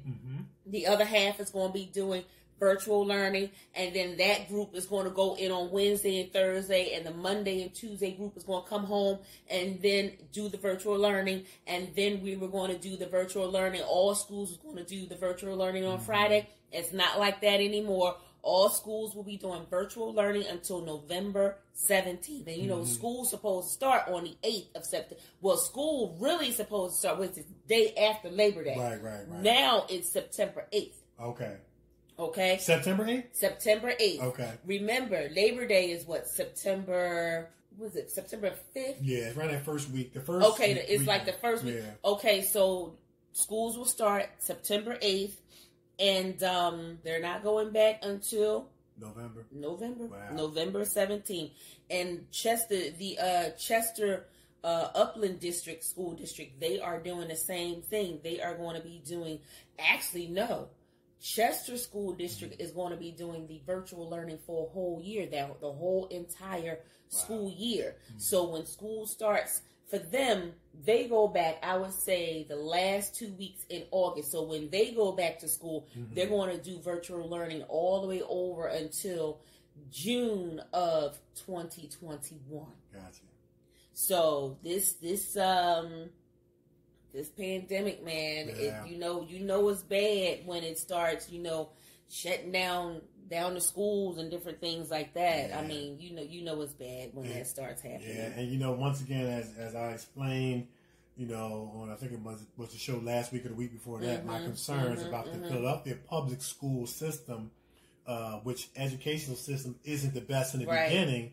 Now these kids have to transition to, of no fault of their own, to virtual, and you had a lot of kids that really didn't participate in school when they had to go to the actual physical building, or they went and were distracted by friends and and some of the perils that go on in public school systems and things like that, and fights and drama and all that stuff. So I expressed my concern about that, but it is no other alternative because they can't go back. It's not going to be safe to go back due to the coronavirus. So I just I don't know if there is any kind of pre-preparation maybe program or requirements that they can maybe put the kids through before school actually starts, so that they can get acclimated with virtual classes. You know what I mean? I mean, I've taken online classes before, and we actually had to watch videos on how to help you do the virtual, and things like that, because when it's not a physical teacher standing there, it's a little bit different experience. And if you're in a situation where you don't know what link to push, you could really get lost, because now it's like, okay, is my tutor accessible? Is my instructor accessible so I can ask them this question so I can get my assignment done? So there are some challenges I think they need to start working on in advance to prepare these kids. Because it's not going to just be, okay, click on your computer and then your assignment's going to be right there. Yeah, you're going to have to do some work and some navigation and things like that.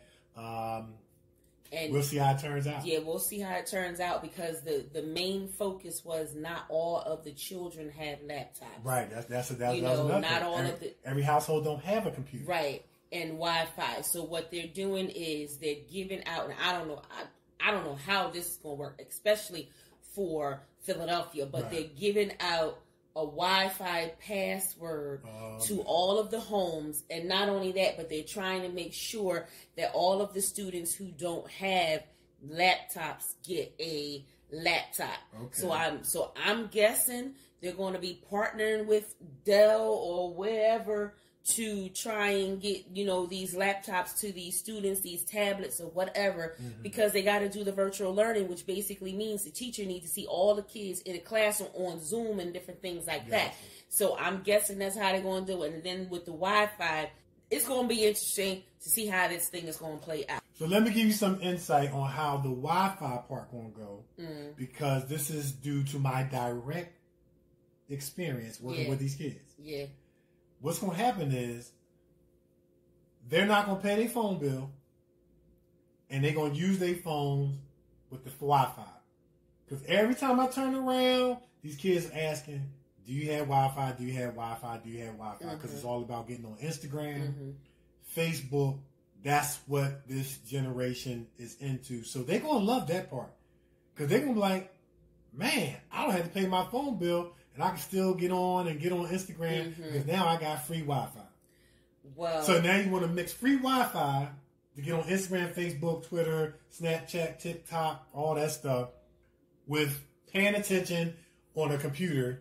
And it's up to you to hold your own attention and pay attention when quiet is kept. It may not be quiet is kept. A lot of these kids got ADHD, ADD, and most of them are just BAD. They're just bad anyway. But I ain't signing them all. Philly, stand up, rise up. Look, we trying to believe in y'all. Let's get our education, man. Let's get our education. Wait, did y'all hear what did you say? TikTok? TikTok. Okay, you said it right? TikTok. Okay.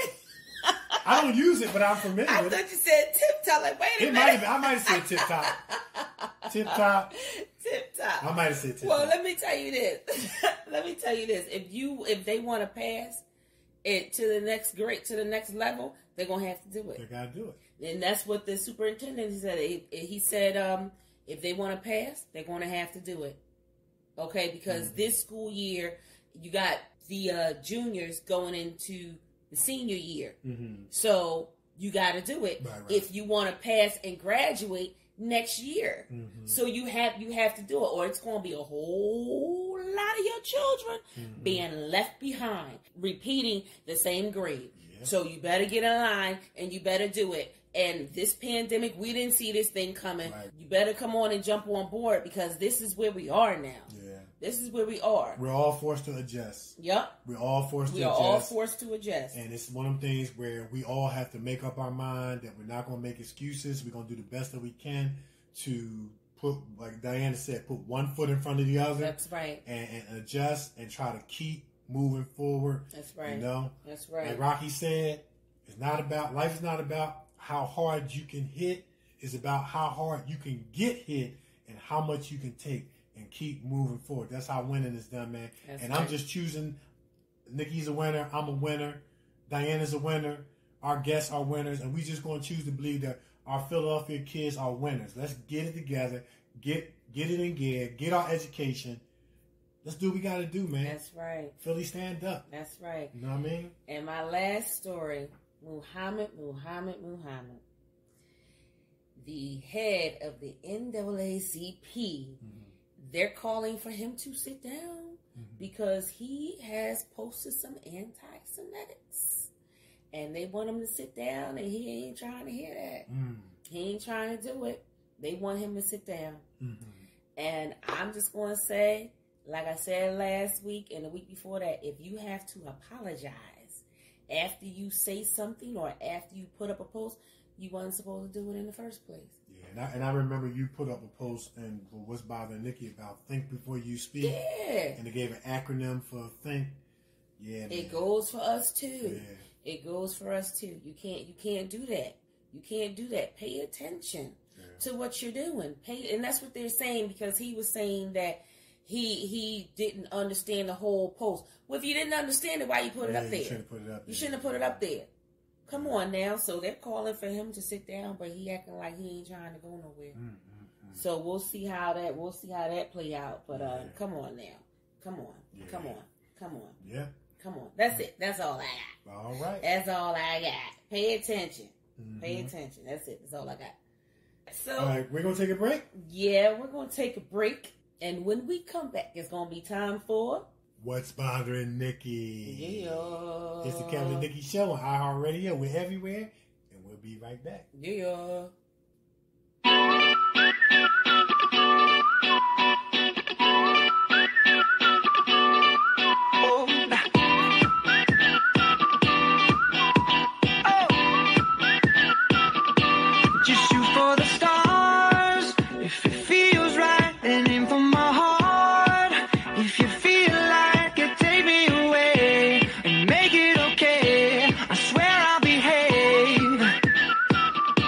You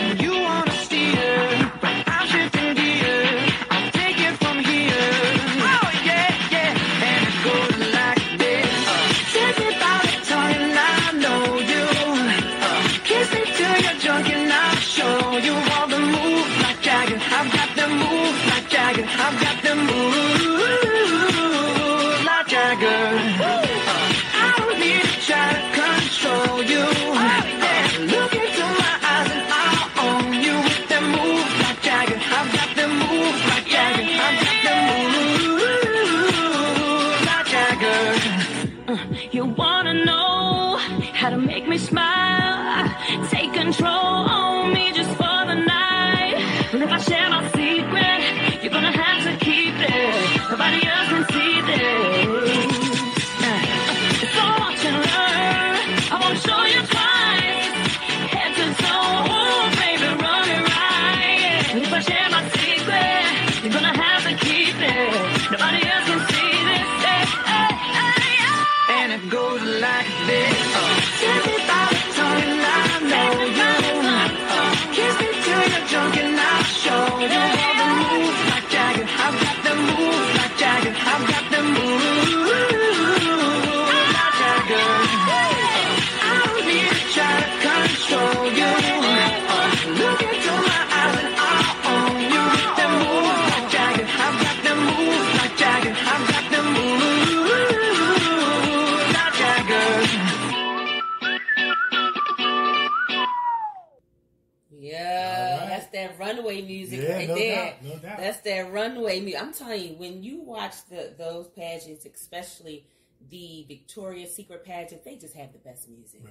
They just have the best music because you got to be able to stretch your stuff to the beat. It's up tempo, man. It's like, you know, normally it's up tempo, upbeat, and things like that, so they can walk that fast pace. And yeah, man. But you got to be able to stretch yourself to that fast paced beat and stuff like that, and then you turn around, give you a little look back, see, and then come back. Yeah. You got to look back, you step away and come back. You know. Step away and come back. You got to give you a little look back, see, and then, come back. That's what you got to do. Yeah. All right, so now it's time for my favorite part of the show. We're going to find out what's bothering Nikee. What's bothering you? Why are people so rude, man? I have a complaint. I have a complaint. I've been holding it in the entire show, and this is my time to get it out. There's some certain parts in Philadelphia that I prefer not to drive in. I'm sorry. One of those parts is North Philadelphia. Oh, my God. North Philadelphians, come on, man. Dang. They so rude. And driving. Okay, listen. Here's the story. Trying to get home from my mother's, because remember I said that we, buried my niece over the weekend. I'm trying to get home. It's dark. It's already late. Because you know how you got the family to come over the house, and you get stuck with those ones that don't know how to leave. Even after you start breaking down stuff and cutting off lights, they still sitting there. Right. So I had to call it a night. I'm like, okay, I'm getting ready to go. So I'm pulling out of the my parking spot, and I'm trying to make that left, but I can't make the left, and there's cars piling up behind me because there are cars in front of me, and they don't want to move. The light has already turned green, and they're still sitting there. Everybody's out talking at the car, and I'm beeping my horn like, come on, yo. Right. So then the young boy gets out of his car and go, hey, we're in a family reunion. I said, hey, I just buried my niece. I'm in mourning, so can you move your car so I can go home and cry? Right. Move. Right. The homeboy still didn't move. I sat on the horn. I was like, Finally, they got tired of hearing the noise, pulled their car over into the parking spot that was available so that we all can get by. Come on, why are you so rude and ignorant and mean? Come on now. Yeah. That's why I don't like driving up North Philadelphia. Right. And then you get the drivers who, when you're driving, they want to cut you off. Listen, like I told you over the weekend, I was almost in 3 car accidents just trying to get to the funeral. Jeezy, Christmas. So you almost got killed going to the funeral. Yes. That's bad. It ain't funny, but I just thought. I'm trying not to cuss. This is a family show. Yeah. I'm trying so hard. Again, sitting at the light, the guy is on the right, on the left side, in the left lane where you're supposed to turn left. I'm in the right lane where I'm getting ready to turn right. As soon as the light turns, this fool, he goes and jumps in front of my car to turn left, to turn right, because he realized he was on the wrong side. Right. And I come to a screeching halt. The cars behind me come to a screeching halt. We almost did, what do you call it, that pile up. Yeah. Come on, I mean, bumper to bumper power. Yeah, I mean, you gotta start having more respect for other people. You're gonna kill me and kill yourself just trying to get to the next light. Right. Yeah. It's ridiculous. It's just certain places I just refuse not to travel. We gotta start, respecting one another. We have to start showing some consideration for other people. Show some respect. Come on, where you get your, I wish it was one of them things where we had the magic power where when the car in front of you starts doing something stupid, you can just stop it and pull it over to the other side of the road and have the car turn off for an hour. Right. Yeah, that would work. Yeah. Stall their car for a whole hour so that they can get themselves together. You got to be more considerate of other people behind you and other people in front of you. Come on, show some respect. You're not the only one on the road. Right. I agree. That's it. That's all I got. I mean, come on. How do you darn near die 3 times getting to a funeral? Right. That's crazy. Yeah, that. Be more considerate of other people. You're not the only person on the road. Mm-hmm. Come on now. That's it. Yeah. That's all I got. All right. I'm glad y'all let me get that off my chest because I know what's bothering y'all too. I know y'all got some rude people where y'all live at as well. I know y'all do. Y'all just don't want to say it, but I'll say it for you. Mm-hmm. Email it to me. I'll say it. And she will say it. Come on, my God. Start having respect for other people. Yeah, and like you said, it's just, and then you see them speeding, and all they do is go to the next stop sign. To the next stop sign. Or the next stoplight, you know what I mean? And you done caught up with them, and now you right next to them, and they did all that speeding and burning up rubber and all that stuff, and you're only to the next block. I mean, Everybody's in a rush to go where? Nowhere fast. You know he talking about something he in a family reunion, so you gonna hold up traffic because you're in the family reunion? Okay, well, I'm in mourning. Can you move? Right. Goodness gracious, I would like to go home. These people so rude. Just rude. I'm going to tell you right now, when he got out of his car, though, I thought he was getting out with a gun. Yeah, you got to be careful. I know. I was just playing, man. I ain't in no rush. I was playing. All right, I'll celebrate with you. Give me some macaroni and cheese. We cool. You got some food over there? Cousin! My fault. I ain't thought that was you. Cousin, I know. Yeah, I did though. I thought when he hopped out the car, I thought he was hopping out with a gun, but he was like, "We're in family reunion." Mm-hmm. I'm like, "Dude, I'm in mourning. Can you move? I would like to go home and cry." Right.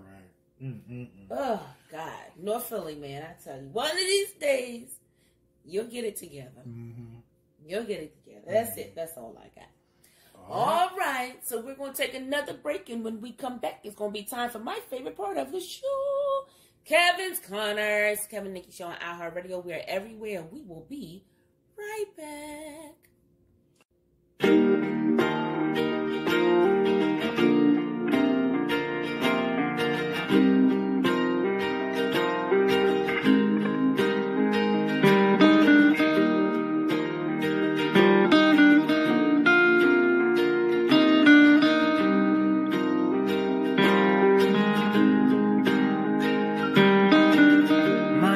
Is brilliant.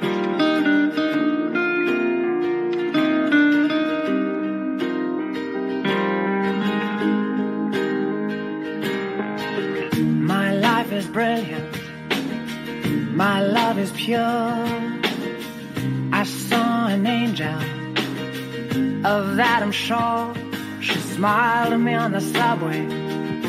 She was with another man, but I won't lose no sleep on that, 'cause I've got a plan. You're beautiful. You're beautiful. You're beautiful. It's true. I saw your face in a crowded place, and I don't know what to do,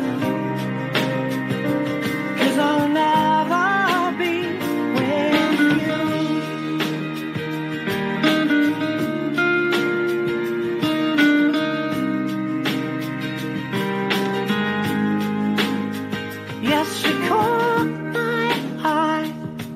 as we walked on by.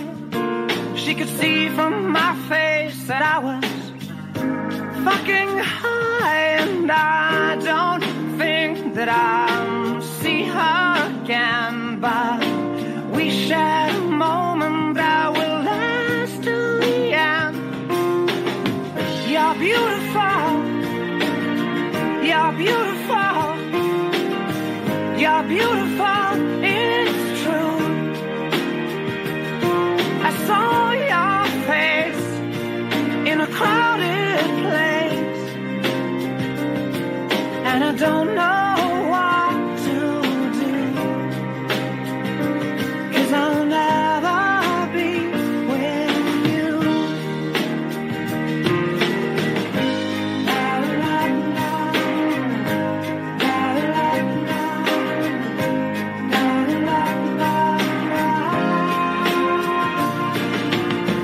You're beautiful. You're beautiful. You're beautiful. It's true. There must be an angel with a smile on her face when she thought up that I should be with you.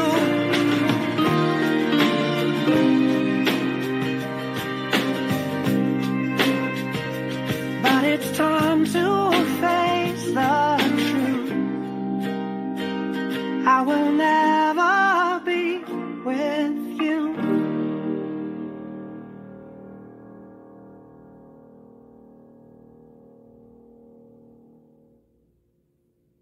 You're listening to the Kevin and Nikki Show on iHeart Radio. All right. You're beautiful. It's true. It's true. You're beautiful. You're beautiful. It's true. And I saw your face In a crowded place, and I don't know what to do. And I don't know what to do. I said, you're beautiful. It's true. You're beautiful. It's true. You're beautiful. It's true. You got to speed it up. And I saw your face In a crowded place. and I don't know what to do. And then you gotta hold the last note.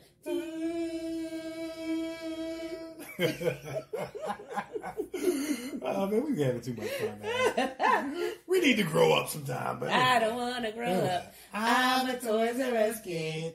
They got so many things that I can play with. From bikes to games to video games. It's the biggest toy store there is. Gee whiz! I don't wanna grow up. 'Cause baby, if I did, I wouldn't be a Toys R Us kid.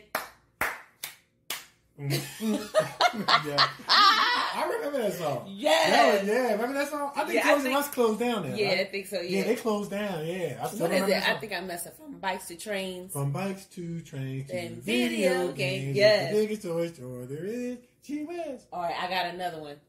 But My bologna has a first name, it's Osgar. My bologna has a second name, Mayer. Oh, I love to eat it anyway. And if you ask me why, I say, 'cause Oscar Mayer has a name, is Bologna. Remember that commercial? I got one that for you. commercial? I got one for you. Flintstones. Flintstones. Meet the Flintstones.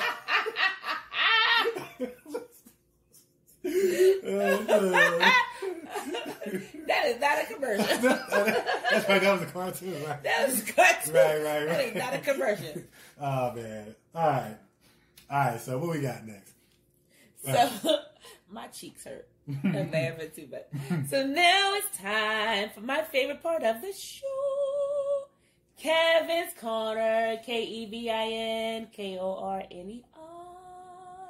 All right. So we're gonna keep the high vibration train moving. Choo-choo. And we're in week number 69. We're going to deal with two more characteristics of signs that one is operating on a high vibration and frequency in light. And we in characteristics number 110 and 111. 110 is you have beauty of the heart. Mm-hmm. All right? In the metaphorical sense, a person with a beautiful heart is a person whose personality is warm, inviting, friendship, and security, also considerate, kind, helpful, and loving.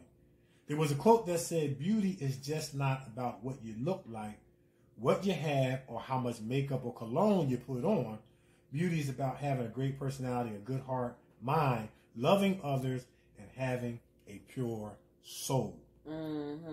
Next characteristic, number 111. Because you have beauty of the heart, your inward beauty makes you demonstrate outward beauty, or even look more beautiful outside. Yeah.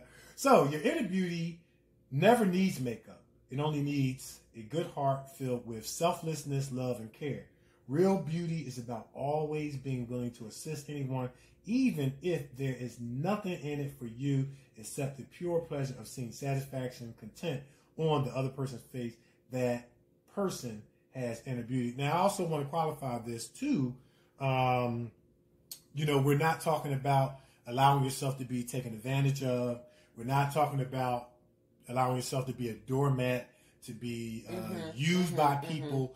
And as I alluded to earlier in the show, sometimes our negative experiences can eat at our bubbliness, if I can make it a word, our joy. It can eat away at, being upbeat and up-tempo, especially if you continue to experience the same negativity over a long period of time. Right. And so it has the ability to, kind of eat away at that. Right. You know what I mean? It has a way to kind of eat away at that and even tempt us to become angry regularly or, potentially become bitter. And I think that takes away from our inner beauty. So the challenge in life with those negative experiences, and it's not easy, and it's a challenge for all of us, is to take those negative experiences, especially the hardest ones, the one that it wasn't your fault. You had no say in it. It was somebody else who made a bad decision and it fell on you or affected you,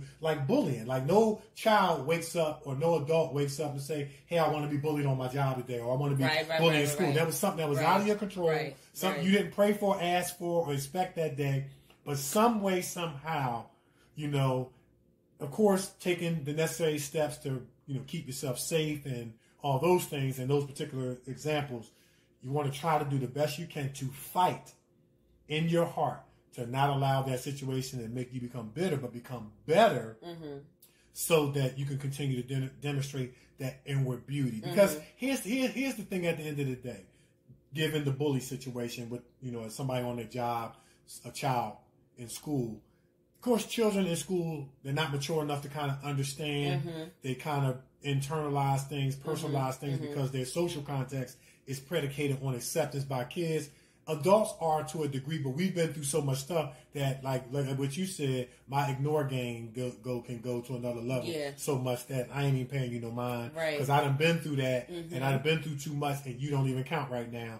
But, exactly. Yeah, but the key is to try to take that experience to make you better, and if you can use it to help someone else, that further brings healing in your own life. Right. You know what I'm saying? If you can use someone or help somebody else avoid the pitfall of what you've been through. But it's that's tough when it's that stuff you didn't ask for. That's the toughest type of pain to deal with because it's still affecting you. And somehow, some way, it's going to be a daily fight to not let that rob you or eat away at your inward beauty, so you don't become angry, you don't become bitter, and like I said earlier in the show, you don't say, well, I got treated this way, so I'm going to treat others. Because bullies, 9 times out of 10, bullies were bullied by somebody else, and they're perpetuating the behavior.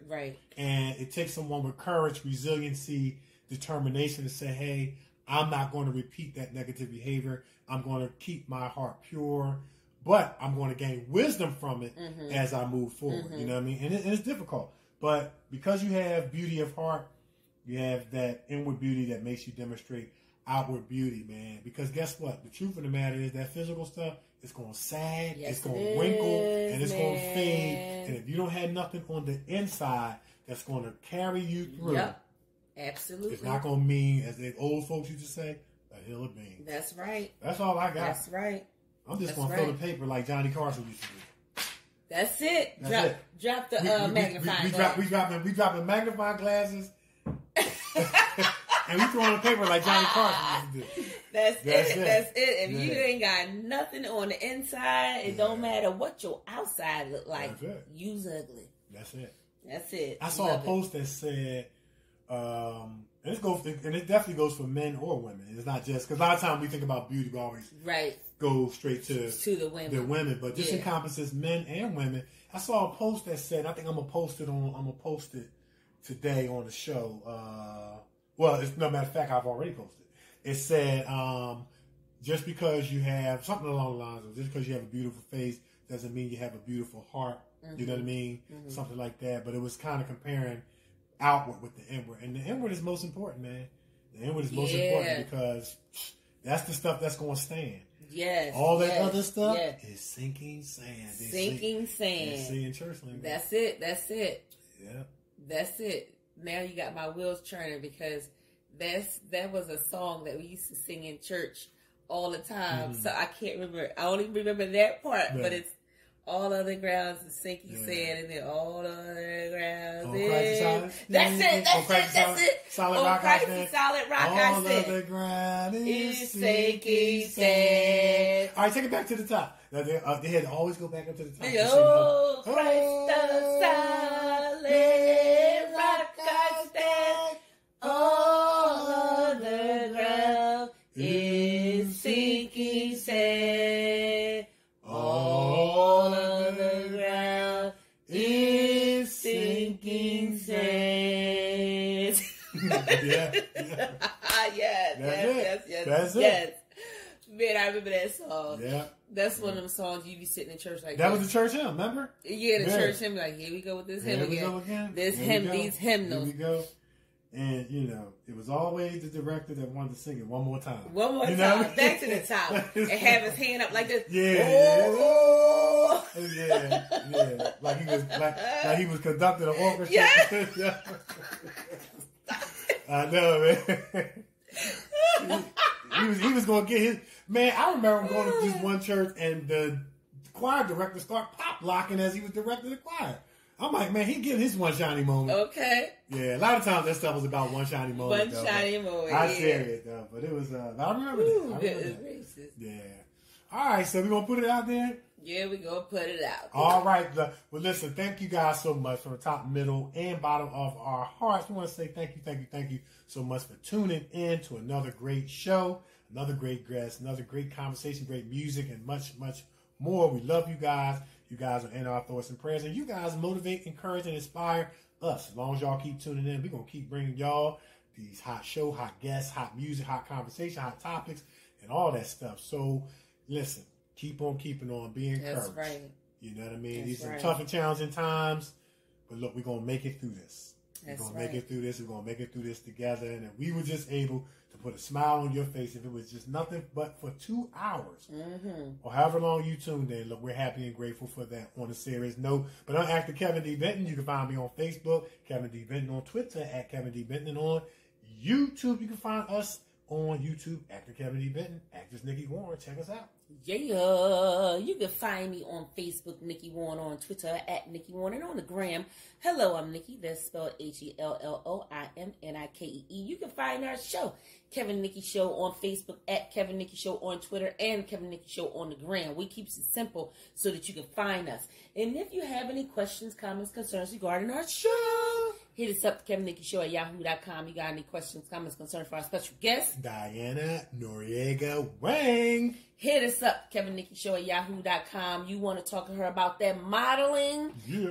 Definitely hit us up on the Kevin and Nikee Show at yahoo.com. We'll get the answer from her, and we will read it on our show. Like we always say, is who knows your letter can be featured on our show. Listen, before we end our show, I just want to say thank you to Diana Weng for naming me and challenging me to post a photo for hashtag women supporting women, hashtag challenge accepted, and you have to post a photo. I had to post a photo in black and white, and I did that. And thank you, Diana. Yes, challenge accepted. I put a photo up there, and the comments were so beautiful. Thank you, guys. One person even said that this is a beautiful woman on the inside as well as out. Thank you so, That's it right there. That was confirmation. That was confirmation of. See, I didn't even see that. I saw the picture, but I didn't read the caption. Yeah. Yeah, I saw the picture. I think I clicked the hard one. Yeah, so thank you. But yeah, talking about inward, we talked. It seemed like one of the themes that came out of this was inward beauty versus outward beauty. Yes. You know what I'm saying? And what was more important? That's right. That's right. So thank you so very much. Thank you so very much for that. Thank you for the comments, and thank you guys for the comments on our show. Yeah. You guys are loving what we're talking about. Yeah. You guys are loving what we're talking about. You're loving what's bothering Nikki. You're loving Kevin's Corner. You're tuning in on our adventures. You guys are getting into it. So thank you so much for that. We can't do this show without you. We truly appreciate you. Mm-hmm. That's it. Right. Yeah, be more considerate of people, Philadelphians. Come on now. Yeah. You don't have the road by yourself. There's other people too. Share it. Sharing is caring. Mm-hmm. It's the Kevin and Nikki Show on iHeartRadio. We're everywhere, and we are out of here. Peace.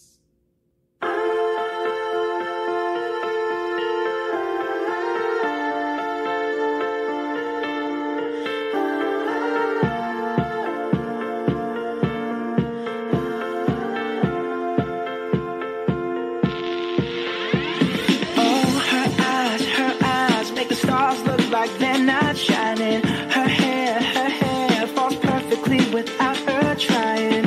She's so beautiful, and I tell her every day. Yeah, I know. When I compliment her, she won't believe me, and it's so sad to think that she don't see what I see. But every time she asks me, do I look okay? I say.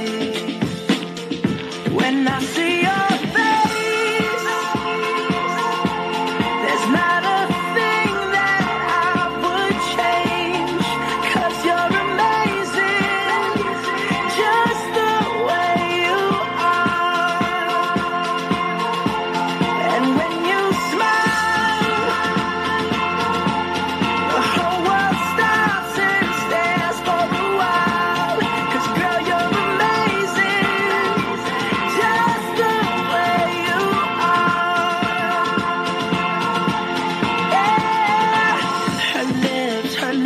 I could kiss them all day if she'd let me. Her laugh, she hates, but I think it's so sexy. She's so beautiful, and I tell her every day. Oh, you know, I never ask you to change. If perfect's what you're searching for, then just stay the same. So don't even bother asking if you look okay. You know I'll say. When I see your face, there's not a thing that I would change, 'cause you're amazing, just the way you are. And when you smile, the whole world stops and stares for a while, 'cause girl, you're amazing. Just the way you are, the way you are,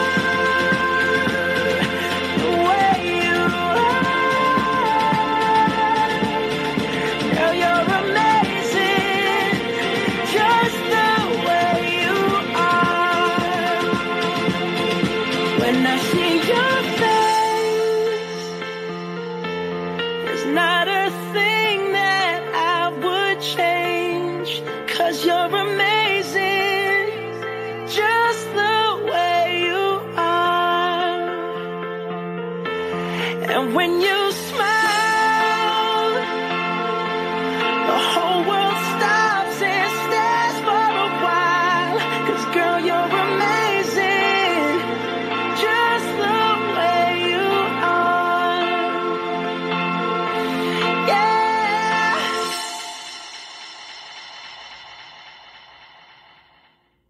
You have been listening to the Kevin and Nikki Show on iHeartRadio.